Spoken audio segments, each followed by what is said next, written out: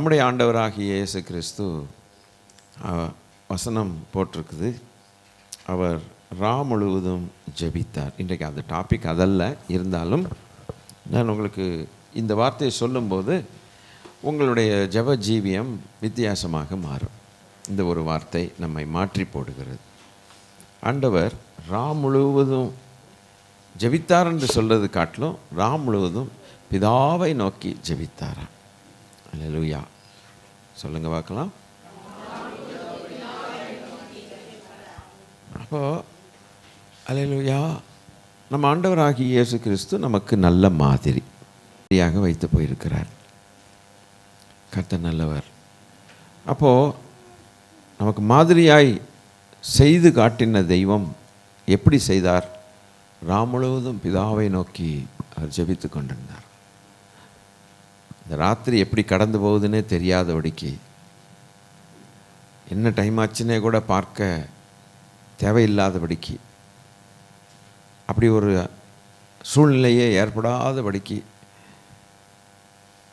10 மணிக்கு ஆரம்பித்தோன்னா 3 மணி ஆச்சா 4 மணி ஆச்சான்னு கூட தெரியாதபடிக்கு, கொஞ்சம் சூரிய வெளிச்சம் வந்த பிறகு தான் தெரியுது, விடிஞ்சு போச்சோ, ஒரு ராத்திரி ஓவரோ அப்படின்னு சொல்லத்தக்கதாக பிதாவிடத்தில் பேசிக்கொண்டே. அல்லேலூயா. இந்த அனுபவம் இந்த வருஷத்துலேருந்து நமக்கு உண்டாயிருப்பதாக. அப்போ அவர் நமக்கு மாதிரி இருக்கிறது மாத்திரம், அவர் தேவனாக இருந்தும் கூட அவர் அப்படி ஜெபித்தார். வேதம் சொல்லுகிறது, அவர் நமக்கு இரட்சகரும் மீட்பருமாக ஒரு பக்கம் இருந்தாலும் மறுபக்கத்தில் அவர் நமக்கு மூத்த சகோதரன் என்று எழுதியிருக்கிறது. அப்போது நம்முடைய மூத்த சகோதரனாகிய இயேசு கிறிஸ்து செய்ததை, அவர் செய்து காட்டினதை அவருடைய சகோதரர்களாகிய நாம் செய்ய வேண்டும் என்று அதை செய்து காட்டினார். என் ஆண்டவராகிய இயேசு கிறிஸ்து தனக்காக எதுவுமே வாழலை, செய்யலை. அவர் நமக்காக வாழ்ந்தார். அவர் செய்து காட்டினதெல்லாம் அவர் ஏதோ செய்து நிறைவேற்றி பிதாவிடத்தில் நல்ல பேர் வாங்கிறதுக்காக அவர் செய்யலை. நமக்காக, நம்மை வழிநடத்துவதற்காக அப்படி செய்தார். நாம் பிதாவிடத்தில் சேர்கிறதுக்கு அவர் சில காரியங்களை செய்து காட்டாவிட்டால் நம்மால் எப்படி போக முடியும், எப்படி செய்ய முடியும்? நிச்சயமாக முடியாது. அவர் சில காரியங்கள் செய்து காட்டினார். அதில் இன்னொரு காரியம், சீஷர்களுடைய கால்களை கழுவினார். கால்களை கழுவி ஒரு துண்டு டவல் எடுத்து தொடச்சார். சர்வவல்ல தேவன் மண்ணான மனுஷர்களுடைய கால்களை தொடலாமா? தொடுவதற்கு என்ன தேவை? நாமல்லவா அவர் காலை தொடணும். அவர் போய் நம்ம காலை தொட்டு நம்ம கழுவி வேற, சும்மா தண்ணி ஊற்றி கடனுக்கு கழுவாம அவர் கழுவினது எப்படி இருந்திருக்கும்னு யோசித்து பாருங்கள். சுத்தமாக கழுவியிருப்பார். அதனுடைய நேசத்தையும் பாசத்தையும் வெளிப்படுத்துகிறார். மனுஷன் மேல் தேவன் வைத்திருக்கிற பாசம், அதை டவலால் சுத்தமாக க்ளீனாக நம்ம காலை கழுவிட்டு நம்ம தொடச்சிக்கிட்டா கூட அந்தளவுக்கு துடைக்க மாட்டோம் போல இருக்குது. ஒழுங்காக பாதி தனித்தனியாக ஈரமாக அது வாட்டு காயட்டும்ன்ட்டு போயிட்டே இருப்போம். செருப்பை போட்டுட்டு ஈரமாக சொக்கு சொக்குன்னு நடந்துட்டு போயிட்டுருப்போம். ஆனால் ஆண்டவர் தொடச்சதை பற்றியெல்லாம் நம்மல்லவா அவர் காதத்தை. அதனால தான் அந்த பாவியாகிய ஸ்திரீ கண்ணீரால் பாதத்தை தொடச்சிரு. யோசித்து பாருங்கள். அது ஒரு மாதிரி. நீங்களும் அதை செய்யுங்கள் அப்படின்னு சொன்னார். நான் என்ன செய்து காட்டினேன், நீங்கள் அதை செய்யுங்கள். அடுத்து அவர் மாதிரியாக வைத்து போனது, பிதாவிடத்தில் பேசுகிற ஒரு பழக்கம், ஒரு ரூட்டை நமக்கு காட்டிட்டு போய் அவர் என்ன செய்தாரோ நாம் அதை செய்ய பாக்கியம் பெற்றிருக்கிறோம். கட்டளை பெற்றிருக்கிறோம் ஒன்று வேற, கட்டளை காட்டிலும் ஒரு நல்ல வார்த்தை பாக்கியம் பெற்றிருக்கிறோம். ஒரு ராத்திரி நேரத்தை அவர் ஒதுக்கி பிதாவிடத்தில் ஜெபம் பண்ணி கொண்டே என்ன மணியாச்சு எதுன்னு தெரியாது. போகலாம் குமாரனேன்னு சொன்ன பிறகு அவர் கிளம்பி வந்திருப்பார். அவர் பிதா சொல்கிற வரைக்கும் அந்த இடத்த விட்டு கிளம்பாமல் தேவனோடு பேசுகிறார். ஸோ இந்த ஒரு காரியம் என்னுடைய மனதை ரொம்ப ஆழமாய் தொட்டதன் நிமித்தம் என்னுடைய ஜெபங்கள் வித்தியாசமாயிட்டு. இப்போ தேவனாகிய கர்த்தர் இயேசு கிறிஸ்து எனக்கு ஒரு மூத்த சகோதரனாக, அவருடைய பிதா என்னுடைய பிதாவாக ஆக்கினார். நான் என் பிதாவிடத்திற்கும் உங்கள் பிதாவிடத்திற்கும் போகிறேன்னு சொன்னார். நான் என் பிதாவிட்ட போகிறேன்னு மாத்திரம் சொல்லினீங்களாம் அப்படின்னு சொல்லலை. அப்போது தன்னுடைய பிதாவை நம்முடைய பிதாவாக கனெக்ட் பண்ணிட்டு மாதிரியாக காட்டினார். அவர் ஒருத்தர் தான் அதை செய்ய முடியும், வேறு யாரும் செய்ய முடியாது. பிதாவாகிய தேவனை கனெக்ட் பண்ண யாரால் கூடும்? உலகத்தில் இருக்கிற பணக்காரனால் கூடுமா? இல்லை பெரிய பெரிய ஹைகோர்ட்டு ஜட்ஜஸ், சுப்ரீம் கோர்ட்டு ஜட்ஜனால் முடியுமா? முடியாது. பரத்திலிருந்து வந்த தேவகுமாரனாகிய இயேசு கிறிஸ்து ஒருவர் தான் பிதாவை நம்மோடு கூட இணைக்க முடியும். அவர் இணைத்தார். அப்போ இணைத்த பிறகு என்ன செய்யணும்னா, என் நாமத்தில் நீங்கள் பிதாவிடத்தில் பேசுங்கள். நீங்கள் நைட்டு பேசலாம், ராத்திரி பேசலாம், பகலில் பேசலாம், எப்போ வேணாலும் தேவனிடத்தில் பேசலாம் சொல்லி, அவர் தேவனாக இருந்தாலும் நம்மளை கனெக்ட் பண்ணி அதை பார்த்து சந்தோஷப்படுகிறார். நம்மளை கனெக்ட் பண்ணி விட்டுட்டார் பார்த்தீங்களா? அதை பார்ப்பார்.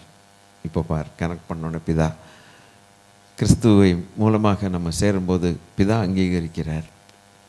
நாம பிதாவேன்னு கூப்பிடுகிற ஒரு புத்திர சுவிகாரத்தின் ஆவியை பெற்றிருக்கிறோம். கனெக்ட் பண்ணி பேசிகிட்டு இருக்கும்போது கிறிஸ்து மகிமைப்படுகிறார். அவருக்கு எவ்வளோ சந்தோஷமாக இருக்கு.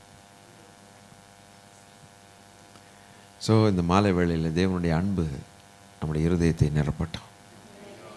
புரிந்து கொள்ளுதல், நாலேஜ், அறிவு, தேவனை அறிகிற அறிவு எவ்வளோ முக்கியம் என்பதை பாருங்கள். இது அறியணும். நம்ம இது அறியணும்.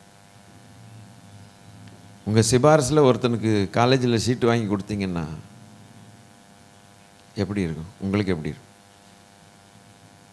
நீங்கள் சொல்லி ஒரு கல்யாணம் நடக்குதுன்னா உங்களுக்கு எப்படி இருக்கும்? நீங்கள் சொல்லி ஒருத்தர் ஒரு நிலத்தை விலைக்கரியமாக வாங்குறாருன்னா எப்படி இருக்கும்? நீங்கள் சொல்லி ஒரு ஆஸ்பத்திரிக்கு நீங்கள் சொல்லி அந்த டாக்டர்கிட்ட போய் அவங்க சுகமாக இருந்தாங்கன்னா எப்படி இருக்கும்? இப்படி நான் அடுக்கிக்கிட்டே போவேன். அப்போ அதை பார்க்கும்போதெல்லாம், அந்த நபர்களை பார்க்கும்போது, அந்த குடும்பத்தை பார்க்கும்போது, அந்த படிக்கிற பிள்ளைகளை பார்த்து எல்லாம் வரும்போது நமக்கு எப்படி இருக்கும்? ஒரு பிள்ளை அப்படி தான் படிச்சுக்கிட்டு இருக்கும்போது காலேஜை விட்டு லீவுக்கு வந்தால் போகமாட்டேன்ட்டாங்க. அவங்க ரோல்லேருந்து எடுத்துட்டாங்க, ஃபீஸ் கட்ட முடியல. திருநெல்வேலி இன்ஜினியரிங் காலேஜில் படிச்சுக்கிட்டு இருக்கிற பிள்ளை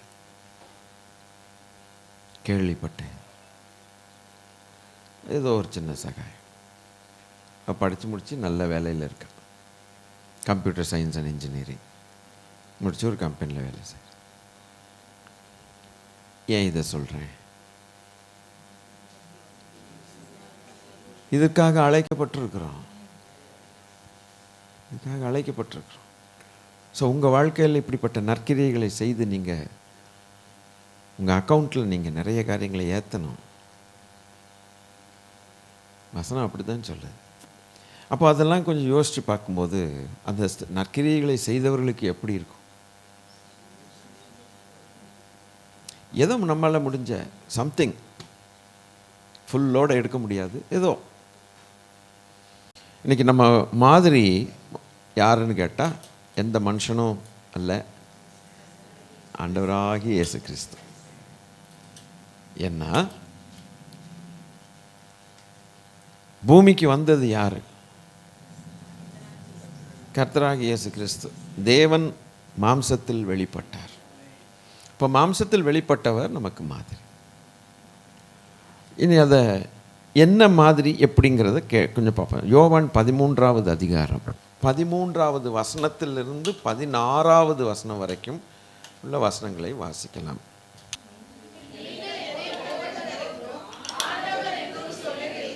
கரெக்ட்.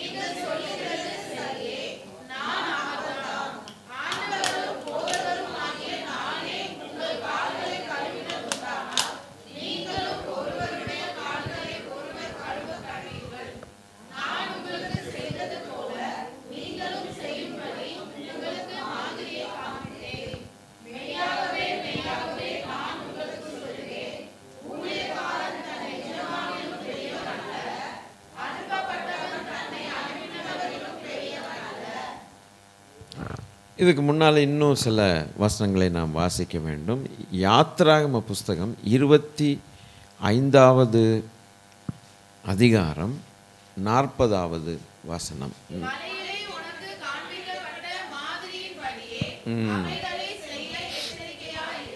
இப்போ இந்த வசனத்தை பார்க்கும்போது பிதாவாகிய தேவன் பழைய ஏற்பாட்டில் தேவன் ஒரு மாதிரியை அவர் வச்சிருக்கிறார்.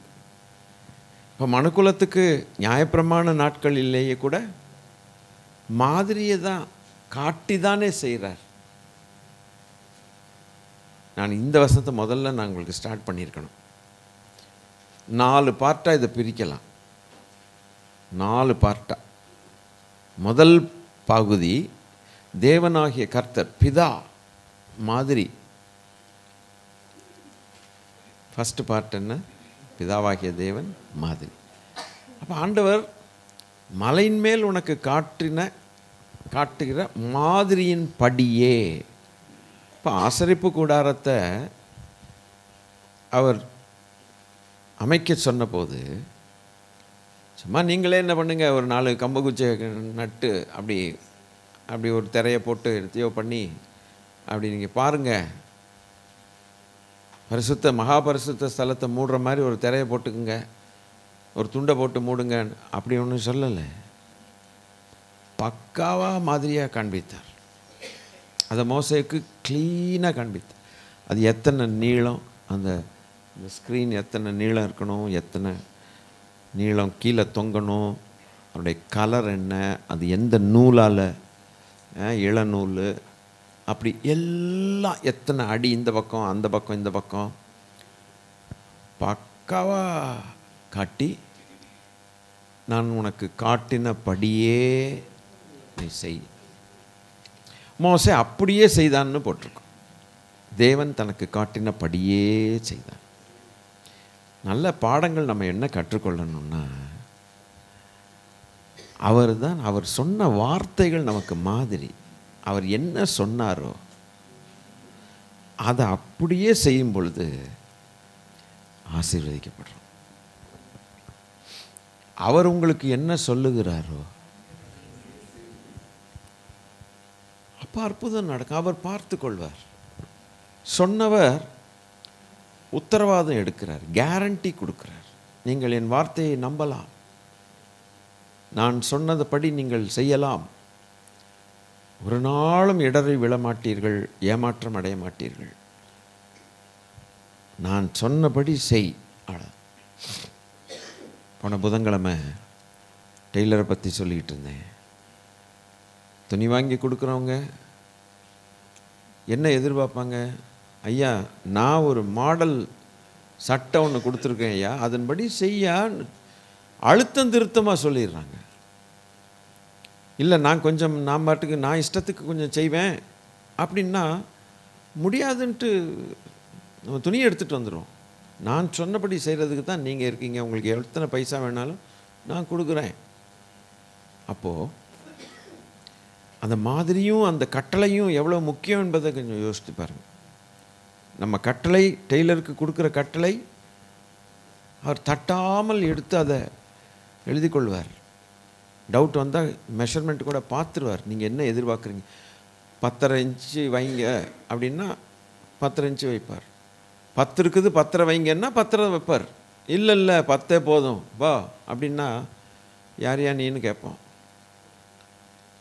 நம்ம இல்லை 10 அவர்கிட்ட ஆலோசனை கேட்டால் சொல்லுவார், 10 வேண்டாம் 10.15 வச்சிங்கன்னா போதும், நல்லாயிருக்கும் அப்படின்னு ஒரு ஆலோசனை சொல்லுவார். சரி அப்படியே வைங்க, இல்லை நம்ம இஷ்டம்.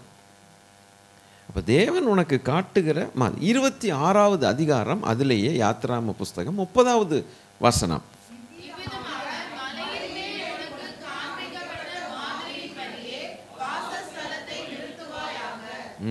மறுபடியும் அங்கேயும் சொல்லுகிறார்.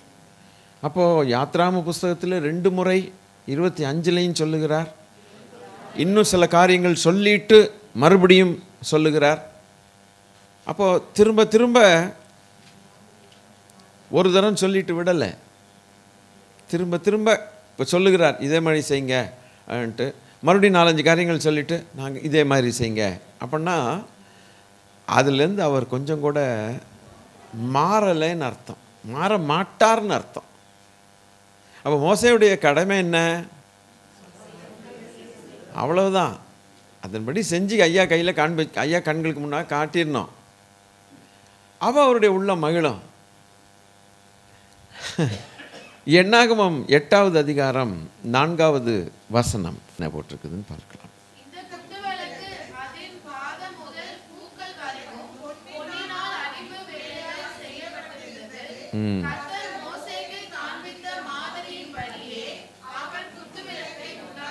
குத்து விளக்கு செய்யணுன்னாலும் கர்த்தர் காட்டணும் இல்லையா? ஒரு சின்ன குத்து விளக்கு செய்யணுன்னாலும் அதனுடைய அகலம், நீளம், அந்த வட்டம் எப்படி எல்லாம் கர்த்தர் காட்டணும். அப்போ குத்து விளக்கை கூட அவன் கர்த்தர் சொன்னபடியே செய்தான். அப்போஸ்தலர் நடபடிகள் 7வது அதிகாரம் 43வது வசனமும் 44வது வசனமும்.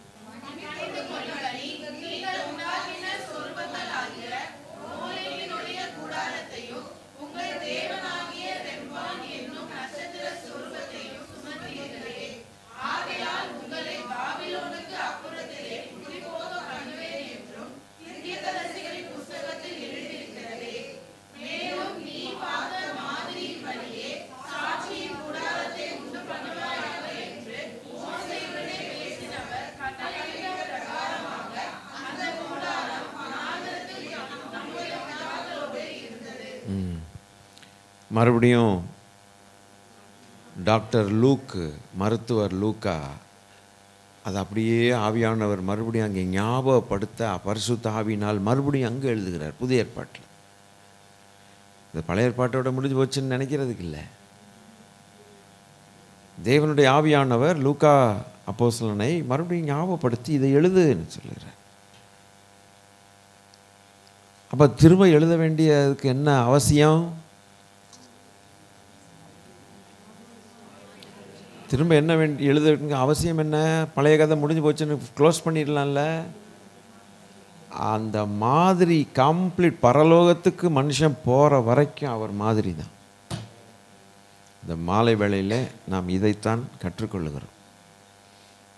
நல்ல ஒரு தீர்மானத்தோடு நம்ம இன்றைக்கி ஜீவியத்தில் இந்த தீர்மானங்கள் எடுத்து நம்முடைய வீடுகளுக்கு சென்று ஜீவியத்தை செய்யணும். கர்த்தர் மாதிரி எனக்கு, அவர் தான் மாடல். எந்த சினிமாக்காரியும் மாடல் இல்லை.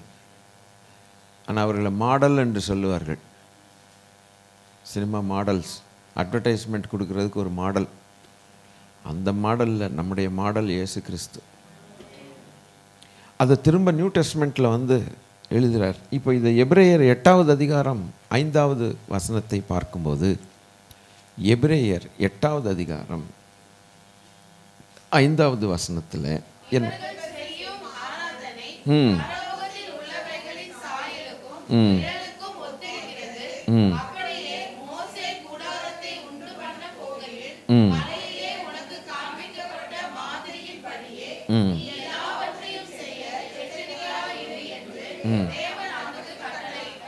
தேவன் அவர்களுக்கு கட்டளையிட்டார். கமாண்ட் எப்படி கொடுத்தார்னா, பி கேர்ஃபுல் அண்ட் ஜாக்கிரதை, எச்சரிக்கை. I give you a strong warning. ரொம்ப ஸ்ட்ராங்கான ஒரு வார்னிங், நான் சொன்னபடி செய். அப்போ இதை மறுபடியும் எங்கே எபிரேயாக்கியோன் மூலமாக பரிசுத்த ஆவியானவர் மறுபடியும் அங்கே எழுதுகிறார். புதிய ஏற்பாட்டில் திரும்ப திரும்ப இந்த 2 இடத்த பார்த்தோம். ஆனால் 2 இடத்துல அது எழுதப்பட்டிருக்கிறதுனா மற்ற இடத்துல எழுதப்பட்டு முக்கியத்துவம் கொடுக்கப்படலைன்னு சொல்லக்கூடாது. அந்த ஒரு காரியத்தை மனசில் வச்சுக்கிட்டே பேசுகிறார், மாறாமல் பேசுகிறார், அதை மாற்றாமல் பேசுகிறார், அதை தள்ளிவிடலை. ஸோ பார்ட் 1 நம்ம பார்க்குறது என்னென்னா, தேவன் மாதிரியை கொடுத்து மனுஷர்களை நடத்துகிறார்.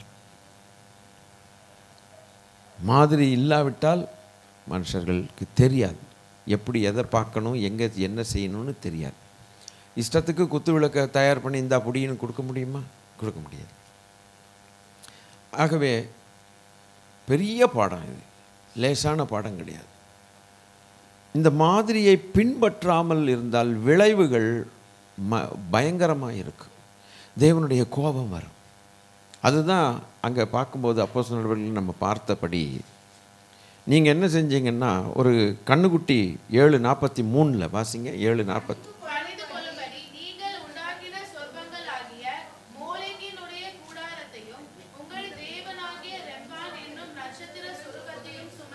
இதுவா நாங்கள் கர்த்தர் காட்டினது? கேட்குறாங்க, ஆண்டவர் கேட்குறார். லூக்கா மூலமாக ஆண்டவர் பேசுகிறார். உனக்கு இதாண்டா உனக்கு காட்டினேன், உனக்கு ரெம்மோனு மோளேக்கு இதை போய் பணிந்து கொள்கிற நீ, சாஷ்டாங்கமாக அதுக்கு அந்த விக்கிரகத்துக்கு முன்னால் போய் மோளேக்கு இதெல்லாம் போய் அந்த பேய்களுக்கு முன்னால் போய் பணிந்து கொள்கிற இதையா காட்டினார் தேவன் அப்படின்ட்டு. மோசேக்கு எப்படி காட்டினார் பார்த்தீங்களா அப்படின்னு பேசுகிறார். நீங்கள் என்ன பண்ணீங்க அப்படின்னு சொல்கிறார். அந்த மாதிரியை விட்டு நீங்கள் விலகினீர்கள். ஸோ தேவனாகிய கர்த்தர் காட்டின அது நம்பர் 1. பிதாவாகிய தேவன் நமக்கு பழைய ஏற்பாட்டிலேருந்து மாதிரி கொண்டு, இனி அதே ஆண்டவர் தேவன் பிதாவுக்கு சமமானதை கொள்ளை பொருளாக எண்ணாமல் மனுஷரூபம் எடுத்து வந்ததான கர்த்தராகிய இயேசு கிறிஸ்து சற்றேனும் மாற்றினாரோ? அவர் தேவன், பிதாவுக்கு ஈக்குவல். பிதா குமாரன் பரிசுத்த ஆவியாகிய திரியேக ஒன்றான தெய்வம். அன்னைக்கு மோசேக்கு ஆசரிப்பு கூடாரத்தை எப்படி செய்ய வேண்டும் என்று மாதிரியை காட்டும் பொழுதும் கர்த்தராகி இயேசு கிறிஸ்து தானே இருந்தார். பிரிக்க முடியுமா தேவனை? அப்போ அவர் பூமிக்கு வந்தாலும் அந்த தானே கொண்டு வருவார். அவர் வர்றதுக்கு முன்னால் அங்கேருந்து மாதிரியை சொல்லி காண்பித்தார், இப்படி தான் நீ செய்யணும். பூமிக்கு வந்த பிறகு மாதிரியை சொல்லி ஒரு மூலையில் உட்கார்ந்துருக்கல, சாமியார் மாதிரி. எனவே தேவன் நமக்கு ஒரு மாதிரி. அடுத்து வந்தவர் உட்கார்ந்து ஒரு ரூமில் உட்கார்ந்துக்கிட்டு சொல்லலை, அவர் மாதிரியாகவே. அதுக்கு தான் அந்த யோவான் 13 பார்ட் 2க்கு வர்றோம். பார்ட் 2க்கு இப்போ தான் வர்றோம். பார்ட் 1 பிதாவாகிய தேவன் கொடுத்த மாதிரி. பார்ட் 2 ஆண்டவராகிய இயேசு கிறிஸ்து மாதிரியை சொல்ல வரவில்லை, மாதிரியை காண்பிக்க வந்து. அதில் தான் ஆரம்பம். யோவான் 13வது அதிகாரம் 13லேருந்து 16 நம்ம வாசித்துட்டோம். ஏற்கனவே நம்ம வாசித்துட்டோம். உங்கள் போதகரும் உங்கள் ஆண்டவருமாகிய நானே இதை செய்தால் நீங்களும் இதன்படியே செய்யுங்கள்னு மாதிரியை காண்பித்தார். ரோமர் 15வது அதிகாரம் 5வது வசனமும் 6வது வசனமும்.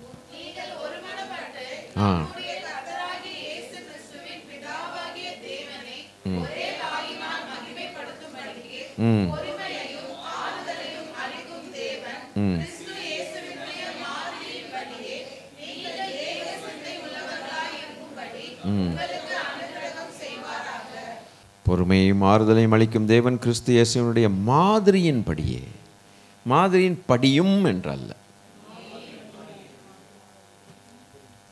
படியே. அப்படின்னா அது ஒன்று தான் மாதிரி. இந்த உலகத்தில் பாலிவுட் ஆக்ட்ரஸ்ஸு, சினிமாக்காரிங்க,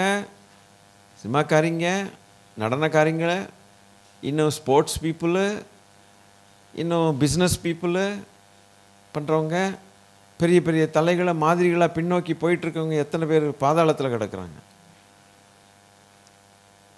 இதுவும் மாதிரி அதுவும் மாதிரின்னு சொல்கிறதுக்கு இல்லை. அவனையும் பின்பற்றுவேன் ஆண்டவரையும் பின்பற்றுவேன் இல்லை. ஒரே ஒரு மாதிரி தான், இயேசு கிறிஸ்து ஒருவர் தான். அந்த இயேசு கிறிஸ்துவின் நமக்கு அந்த இயேசு கிறிஸ்துவினுடைய மாதிரியின் படியே நீங்கள் கொஞ்சம் சொல்லி காட்டுங்க. அவ்வளோதான். அதுதான். அப்போ நமக்கு வேற மாதிரி கொடுக்கப்படவில்லைன்ற அர்த்தம். ஸ்தோத்திரம். பட் நீங்கள் ஏக சிந்தை உள்ளவர்களாக இருக்கும்படி உங்களுக்கு அனுகிரகம் செய்வாராக. அந்த மாதிரியின்படி நீங்கள் ஏக சிந்தையாக இருக்கிறதுக்கு கர்த்தர் அனுகிரகம் செய்வாராக. ஏக சிந்தை, ஒரே சிந்தை, பல சிந்தைகள் அல்ல. சிந்தைகளில் பலவிதம் உண்டு. மாம்ச சிந்தைன்னு ஒன்று உண்டு, உலக சிந்தைன்னு ஒன்று உண்டு, இப்படி பல சிந்தைகள், மேட்டிமையான சிந்தைகள்னு ஒன்று உண்டு, பல சிந்தைகள் உண்டு. ஆனால் ஒரே ஒரு சிந்தை, நல்ல சிந்தை என்னன்னு கேட்டால் கிறிஸ்து இயேசுவின் மாதிரியின்படி உள்ள ஏக சிந்தை தான் சபைக்கு ஆண்டவர் கொடுக்கிற அவர் அப்ரூவ் பண்ணி அங்கீகரித்து கொடுக்கிற ஒரே ஒரு சிந்தை, ஏக சிந்தை, கிறிஸ்து மாதிரியின்படியே. ஸோ ஆண்டவராக இயேசு கிறிஸ்து நமக்கு ஒரு நல்ல மாடல். அல்லேலூயா. 1 பேதுரு 2வது அதிகாரம் 21வது வசனம்.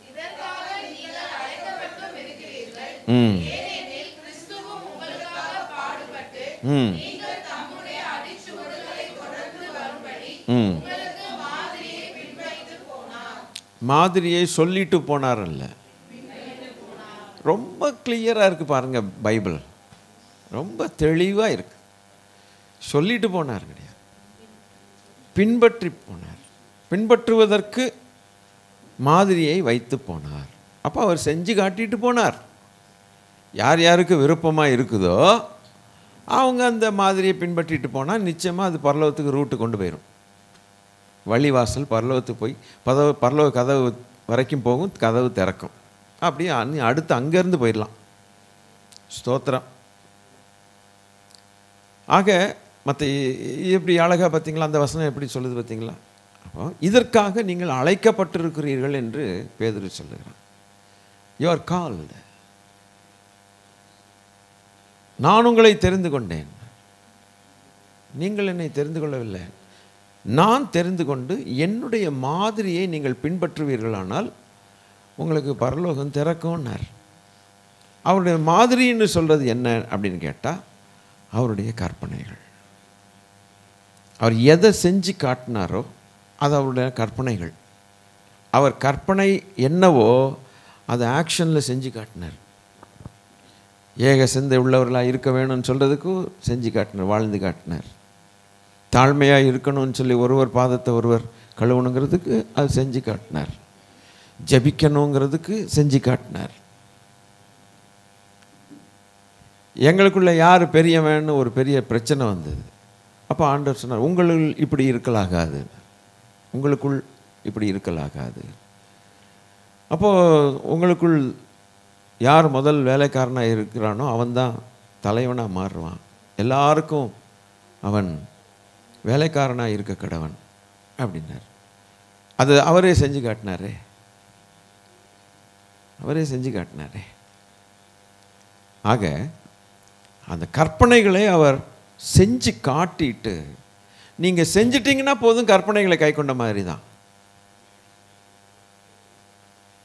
செஞ்சிட்டிங்கன்னா போதும். டீச்சர்கள் என்ன செய்கிறாங்க, ஒரு பெரிய பெரிய கணக்கு ஒன்று புரியாத கணக்காக இருந்தால் ஒரு சாம்பிள் அவங்க ஈஸியாக செஞ்சு காட்டிடுறாங்க. இந்த பார், இதுலேருந்து இது இப்படி பண்ணால், அதுலேருந்து இப்படி பண்ணால், இப்படி பண்ணால், இப்படி வந்துடும். அதே கணக்கை என்ன செஞ்சிடறாங்க, நமக்கு பரீட்சையில் கொடுத்துட்றாங்க.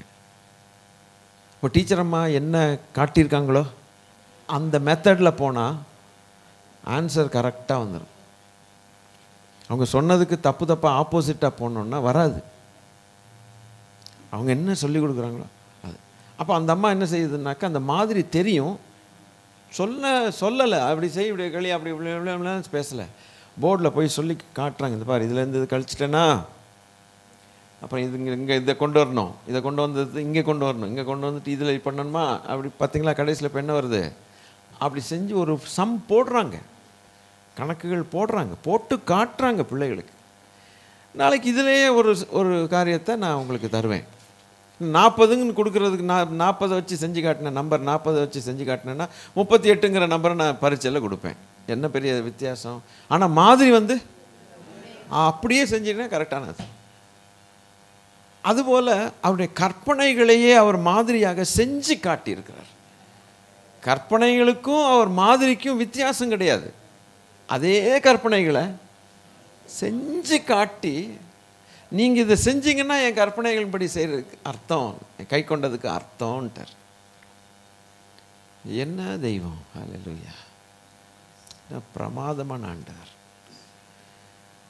இப்போ ஆண்டவராக இயேசு கிறிஸ்து நமக்கு நல்ல மாதிரி. அவருடைய கற்பனைகளை அவர் என்னுடைய கற்பனைகள் பாரமானவைகள் அல்லன்னு கர்த்தர் சொன்னார், லகுவானவைகளே அப்படின்னார்.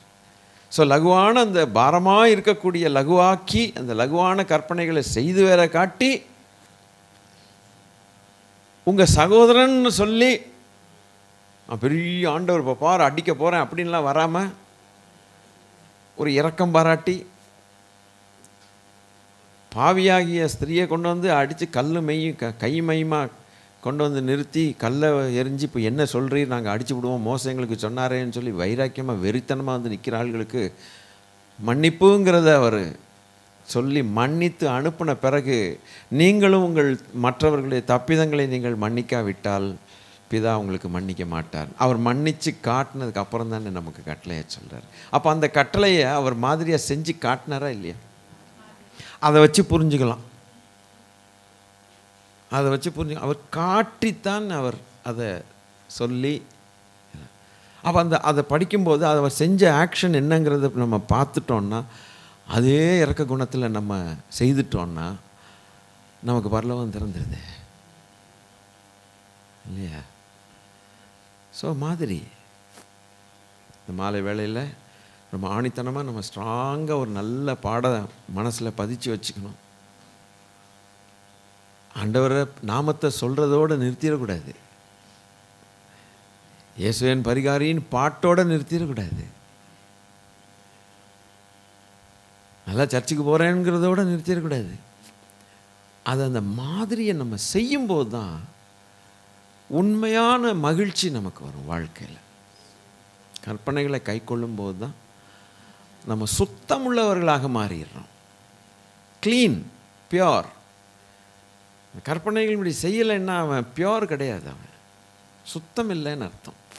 இப்போ ஆண்டவர் பார்க்குறாங்க, நான் செஞ்சு காட்டினதுன்னு கூட அவங்க என்ன செய்யலை. அப்போ எப்படி நான் அவங்கள ஏற்றுக்கொள்ளுகிறது? அப்போ எனக்கு அவங்க என்ன செய்யலை, என் வார்த்தைக்கும் மதிப்பு கொடுக்கல, நான் செஞ்சு காட்டினா கூட மதிப்பு கொடுக்கல, தான் இஷ்டத்துக்கு செய்கிறாங்க. ஏன்ட்ட இடம் இல்லை அவங்களுக்கு, அப்படிப்பட்டவர்களுக்குன்னு சொல்லிடுறார். ஏன் இஷ்டப்படி செஞ்சு நான் சரி, எங்கேருந்தோ கூவினேன், எங்கேருந்தோ சத்தம் போட்டேன், மயக்கில் கத்துனேன்னா பரவாயில்ல, நான் வந்து அவங்க மத்தியில் இறங்கி அவங்களோட அவங்களா பழகி சாப்பிட்டு அவங்கள வாழ்ந்து நடந்து செஞ்சு காட்டி சகோதரர்கள்னு வேற சொல்லி போட்டுட்டு, அப்படி தேவனோடு சமமானவர், மனுஷனுக்கும் சமமாக சகோதரனுங்கிற லெவல்லையும் தன்னை சமப்படுத்தி கொண்டு அங்கேயும் சமப்படுத்தி கொள்ளுகிறார், இங்கேயும் சமப்படுத்தி கொள்ளுகிறார். யோசித்தீங்களா? தேவனுக்கு சமமானதை கொள்ளையாடின பொருளாக எண்ணாம். அப்போ அவர் ஆண்டவரோடு பிதாவும் அவரும் தேவன் தானே. இங்கே மனுஷனை சகோதரர்னா என்ன, மூத்த சகோதரன்னா யாருன்னு அர்த்தம்? இப்போது நமக்கு சகோதரன், நம்ம மூத்த அண்ணன் நமக்கு சமம் இல்லையா? மனுஷ லெவலில் பார்க்கும்போது சமமாக்கிக்கிறாங்கள. என் அண்ணன் தம்பி இருந்தாங்கன்னா எங்கள் அண்ணன்னு சொல்கிறோம், என் தெய்வம்னா சொல்கிறோம் அண்ணனை. இப்படி ஆயிட்டீங்க. என் தம்பி இருக்கிறாருன்னா என் தம்பி இல்லை, அவர் தெய்வம். மிக கலந்து போச்சா, டேய் மனுஷங்கடா, அவர் பாருங்க பிதாவுக்கு சமம், அதே நேரத்தில் மனுஷர்களுக்கும் தன்னை சமம். என்னையா இது, என்னையா இது? அசையணுமையா, கொஞ்சம் நம்ம அசையணும். அந்த அன்பில் நம்ம கொஞ்சம் ஆட ஆரம்பிக்கணும். அந்த அன்பு நம்மளை உழுக்கணுமே. உழுக்கலையோ? குழுக்கள் தான் உழுக்குதுயா, காசு பணம் தான் உழுக்குது. தேவனோடு சமம் அவர். எக்காரணத்தை கொண்டு மனுஷனோட சமமா, மனுஷனுக்கு மூத்த சகோதரன் சொல்ல அவருக்கு வருமா? நமக்கு வருமா? தேவன் அவருக்கு தான் சமம். அவர் தேவன், நம்மள்கிட்ட போய் நான் உங்கள் மூத்த சகோதரன் சொல்லணும்னு அவர் தன்னை எவ்வளவு தாழ்த்தி இருக்கணும், எவ்வளோ அன்பு நம்மள்கிட்ட காட்டியிருக்கணும். கொஞ்சம் உருக வேண்டாமா? கொஞ்சம் குலுங்க வேண்டாமா? ஆண்டவருக்கு கொஞ்சம் நன்றி சொல்ல வேண்டாமா? ஐயா சரி, ஏதோ நல்லவங்களாக இருந்தாலும் பரவாயில்லையா, பொல்லாத பாவிகள், நம்ம பாவிகள்கிட்ட போய் அவர் உட்கார்ந்து சாப்பிட்டுட்டு நான் மூத்த சகோதரன் சொல்லிக்கிறாருன்னா, இதெல்லாம் வாயில் எனக்கு வார்த்தை வரல அவருடைய அன்பை விவரிக்கிறதுக்கு. நீங்கள் எப்படி கம்முன்னு உட்காந்துருக்கீங்களோ எனக்கு தெரியல. கம்முன்னு உட்காந்துருக்கீங்க அப்பா. ஸோ அப்படி தான் மாடல். இனி அடுத்து 3வது பார்ட்டுக்கு நம்ம போகிறோம். போகும்போது அப்போஸ்தலர்கள், அவருடைய 12 சீஷர்கள், அதில் 11 போச்சு. அந்த ஒருத்தன் மாதிரியை பின்பற்றலை பார்த்தீங்களா? இவ்வளோ நல்ல ஆண்டவரை பின்பற்றாமல், மாதிரியாக பின்பற்றாமல், ஒரு மாதிரியாக இருந்ததுனால போய் சேர வேண்டிய இடத்துல போய் சேர்ந்துட்டான். அப்படி தான் பைபிள் போட்டிருக்கு. அவனுடைய பங்கு அவன் அடைந்தான் போட்டிருக்கு. எவ்வளோ கேவலம் பற்றியெல்லாம். 2 இனி இதை பற்றி கொஞ்சம் மாடல்ஸ் பார்த்துக்கிட்டோம். 2 தெசலோனிக்கேயர் 3வது அதிகாரம் 9வது வசனம்.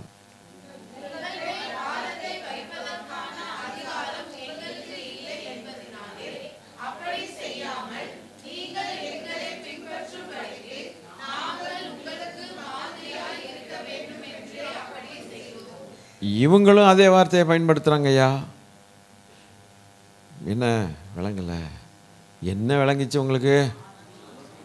சோத்திரம். தோசை போடுமா ஊத்தப்பம் போடுமான்னு நினச்சிட்டு உட்காந்துருக்கீங்க. இவங்களும் என்ன பண்ணுறாங்க? பிதாவாகிய தேவன்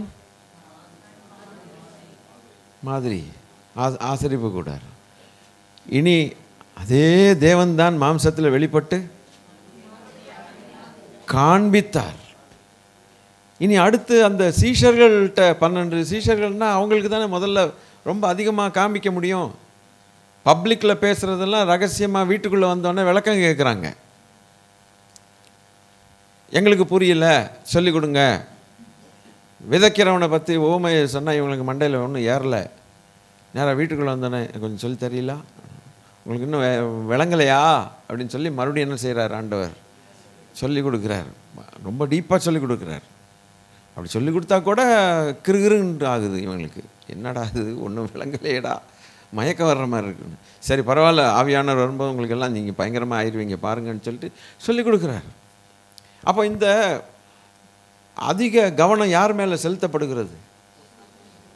இந்த அப்போஸ்தலர், தான் தெரிந்து கொண்ட அந்த 12 அப்போஸ்தலர்களுக்கு மேலே அதிக கவனம் செலுத்தும் போது அவங்க பரிசுத்த ஆவியில் நிரம்பி இயேசு கிறிஸ்து ராஜா உயிர் தெழுந்த பிறகு இனி அவங்க என்ன செஞ்சிட்டாங்கன்னா இயேசு கிறிஸ்துவை போல அவங்களும் மாதிரியாக மாறிட்டாங்க.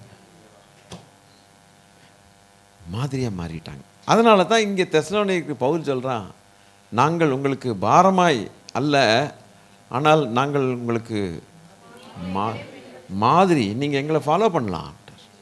நாங்கள் இயேசுவை பின்பற்றுறது போல் எங்களுக்கு ஒரு மாடல், அந்த மாடலை நாங்கள் பின்பற்றுறோம். இப்போ நாங்கள் பின்பற்றி என்ன செஞ்சிட்டோம்? நாங்கள் மாடலாக மாறிவிட்டோம். நீங்கள் இப்போ எங்கள் மாடலை பின்பற்றி நீங்கள் வந்துடுங்க. செயின் மாதிரி வருது பாருங்கள். ஒன்றுலேருந்து அப்படி தேவன்லேருந்து ஆரம்பித்து கிறிஸ்து வந்து அப்போஸ்தலர்கள் வந்து இனி அடுத்து எப்படி வருங்கிறத பார்க்கலாம்.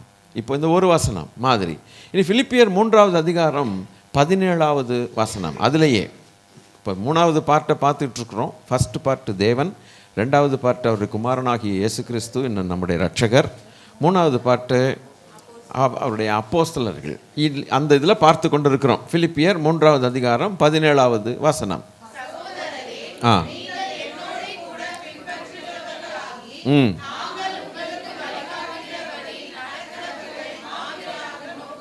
பார்த்தீங்களா, அங்கேயும் மாதிரின்னு வருது. இது வந்துக்கிட்டே இருக்குதுயா. நாங்கள் உங்களுக்கு வழிகாட்டுகிற படி நீங்கள் ஒன்றும் செய்ய வேண்டாம். இப்போது நாங்கள் சொல்கிறத செஞ்சிட்டிங்கன்னா போதும். நீங்கள் போய் ரயில் இன்ஜினை போய் பிடிச்சி ஓட்ட வேண்டாம். ரயில் இன்ஜின் கனெக்ட் ஆகிருக்கு பெட்டிகளுக்கு. உங்களுக்கு இன்னும் கொடுக்கப்பட்ட பெட்டியில் நீங்கள் உட்கார்ந்தா போதும். இதை விட என்ன விளக்கம் வேண்டியிருக்கு? இதை விட என்ன விளக்க வேண்டியிருக்குது? அப்படி விளக்க வேணும்னா இயேசு கிறிஸ்துட்ட கேட்ட மாதிரி எங்களுக்கு புரியலன்னு அவங்க வீட்டில் போய் கேட்ட மாதிரி கேட்டுக்கணும். எங்கிட்டாவது நான் இந்த பக்கம் போகும்போது, ஐயா இந்த மாதிரி ரயிலுன்னுங்களே அதுக்கு என்னன்னு கேட்கணும். அப்படி கேட்க வேண்டிய அவசியமே கிடையாது. நீ போய் ரயில் இன்ஜினை ஓட்ட சொல்லலாம். என்னையா இங்கேருந்து தூத்துக்குடி போறியா? ஆளுக்கு போய் ரயில் இன்ஜினை ஓட்டுங்கடான்னு சொல்கிறாங்க. பைத்தியக்காரத்தன மாதிரி. உங்களுக்குன்னு ஒரு பெட்டியில் ஒரு நம்பர்ன்னு என்ன செஞ்சிடறாங்க, கொடுத்துட்றாங்க. அது டேயோ நைட்டோ போய் பேசாமல் படுத்துக்கையா. காலையில் போய் தூத்துக்குடி சேர்ந்துருவேன். நீ அது ஓட்டுறவன் வேற. அந்த ஓட்டுற பாரத்தை பிரயாணிகளுக்கு என்ன செய்யலை, கொடுக்கல. அதுதான் பவுல் சொல்கிறான், அந்த பாரத்தை நாங்கள் சுமத்தலை உங்கள் மேலே. எங்களை நீங்கள் பின்பற்றுங்க, நாங்கள் எங்கள் மாடலை நீங்கள் பின்பற்றுங்க போதும். நாங்கள் ஒன்று உங்கள் மேலே பாரத்தை சுமத்தலை. நாங்கள் இன்ஜின் டிரைவராக இருந்துக்கிறோம். நீ பெட்டியில் போய் இப்போ காலை நீட்டி தூங்கினா போதும்பா, நீ சேர்ந்துருவேன் மேலே. இது புரியறதுக்கு இவ்வளோ கஷ்டமாக இருக்குது பற்றியெல்லாம் உங்களுக்கு? அப்படியா? ஐயோ, அப்போ இனிமேல் நீங்கள்லாம் ஆளாளுக்கு டிக்கெட்டு ட்ரெயின் புக் பண்ணிங்கன்னா நேராக இன்ஜினில் போய் நீங்கள் உட்காந்துருங்க. தடுமாறிடுவோம். ரயில் இன்ஜின் ஓட்ட முடியும்? எப்படா அந்த வேலையை நமக்கு தரல. 1 தீமோத்தேயு 4வது அதிகாரம் 12வது வசனம். உன் இளமையை குறித்தும்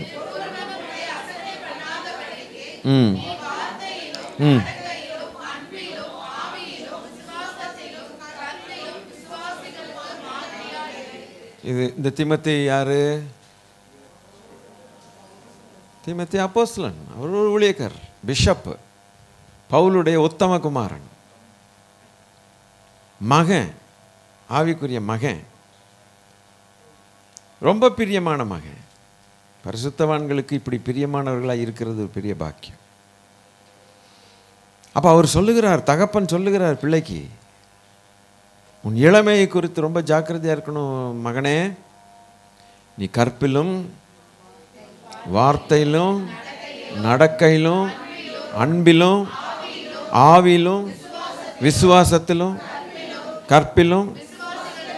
விசுவாசிகளுக்கு மாதிரின்னா இவங்க அப்போஸ்தலர்கள் முதல்ல மாதிரியாக இருக்கணும். விளங்கிருச்சோ? முதலாவது தேவன் நமக்கு மாதிரியை காட்டியிருக்கிறார். 2வது காட்டின தேவன் மாம்சத்தில் வெளிப்பட்டு மாதிரியாக செய்து காட்டியிருக்கிறார். 3வது அப்போஸ்தலர்களுக்கும் ஊழியக்காரர்களுக்கும் அதை சொல்லி கொடுத்த பிறகு அவங்க மாதிரிகளாக மாறினாங்க. இனி ஒரு ஊழியக்காரன் தனக்கு கீழே இருக்கிற ஊழியக்காரனுக்கு கொடுக்கிற ஆலோசனை பாருங்கள். என்ன ஆலோசனை கொடுக்கிறார்? டே மகனே, டே கேடு கட்டவனே, அப்படி பேசலை. மகனே, அன்பு மகனா, இந்த எல்லாவற்றிலும் என்ன செய்யணும்? நீ மாதிரி என்ன உனக்காக அல்ல, நீ விசுவாசிகளுக்கு நீ மாதிரியாரு. அப்போ அப்போஸ்தலர்கள் மாதிரின்னு வந்துருச்சாங்க. கர்த்தர் நல்லவர். இனி தீத்து 2வது அதிகாரம் 7வது வசனம்.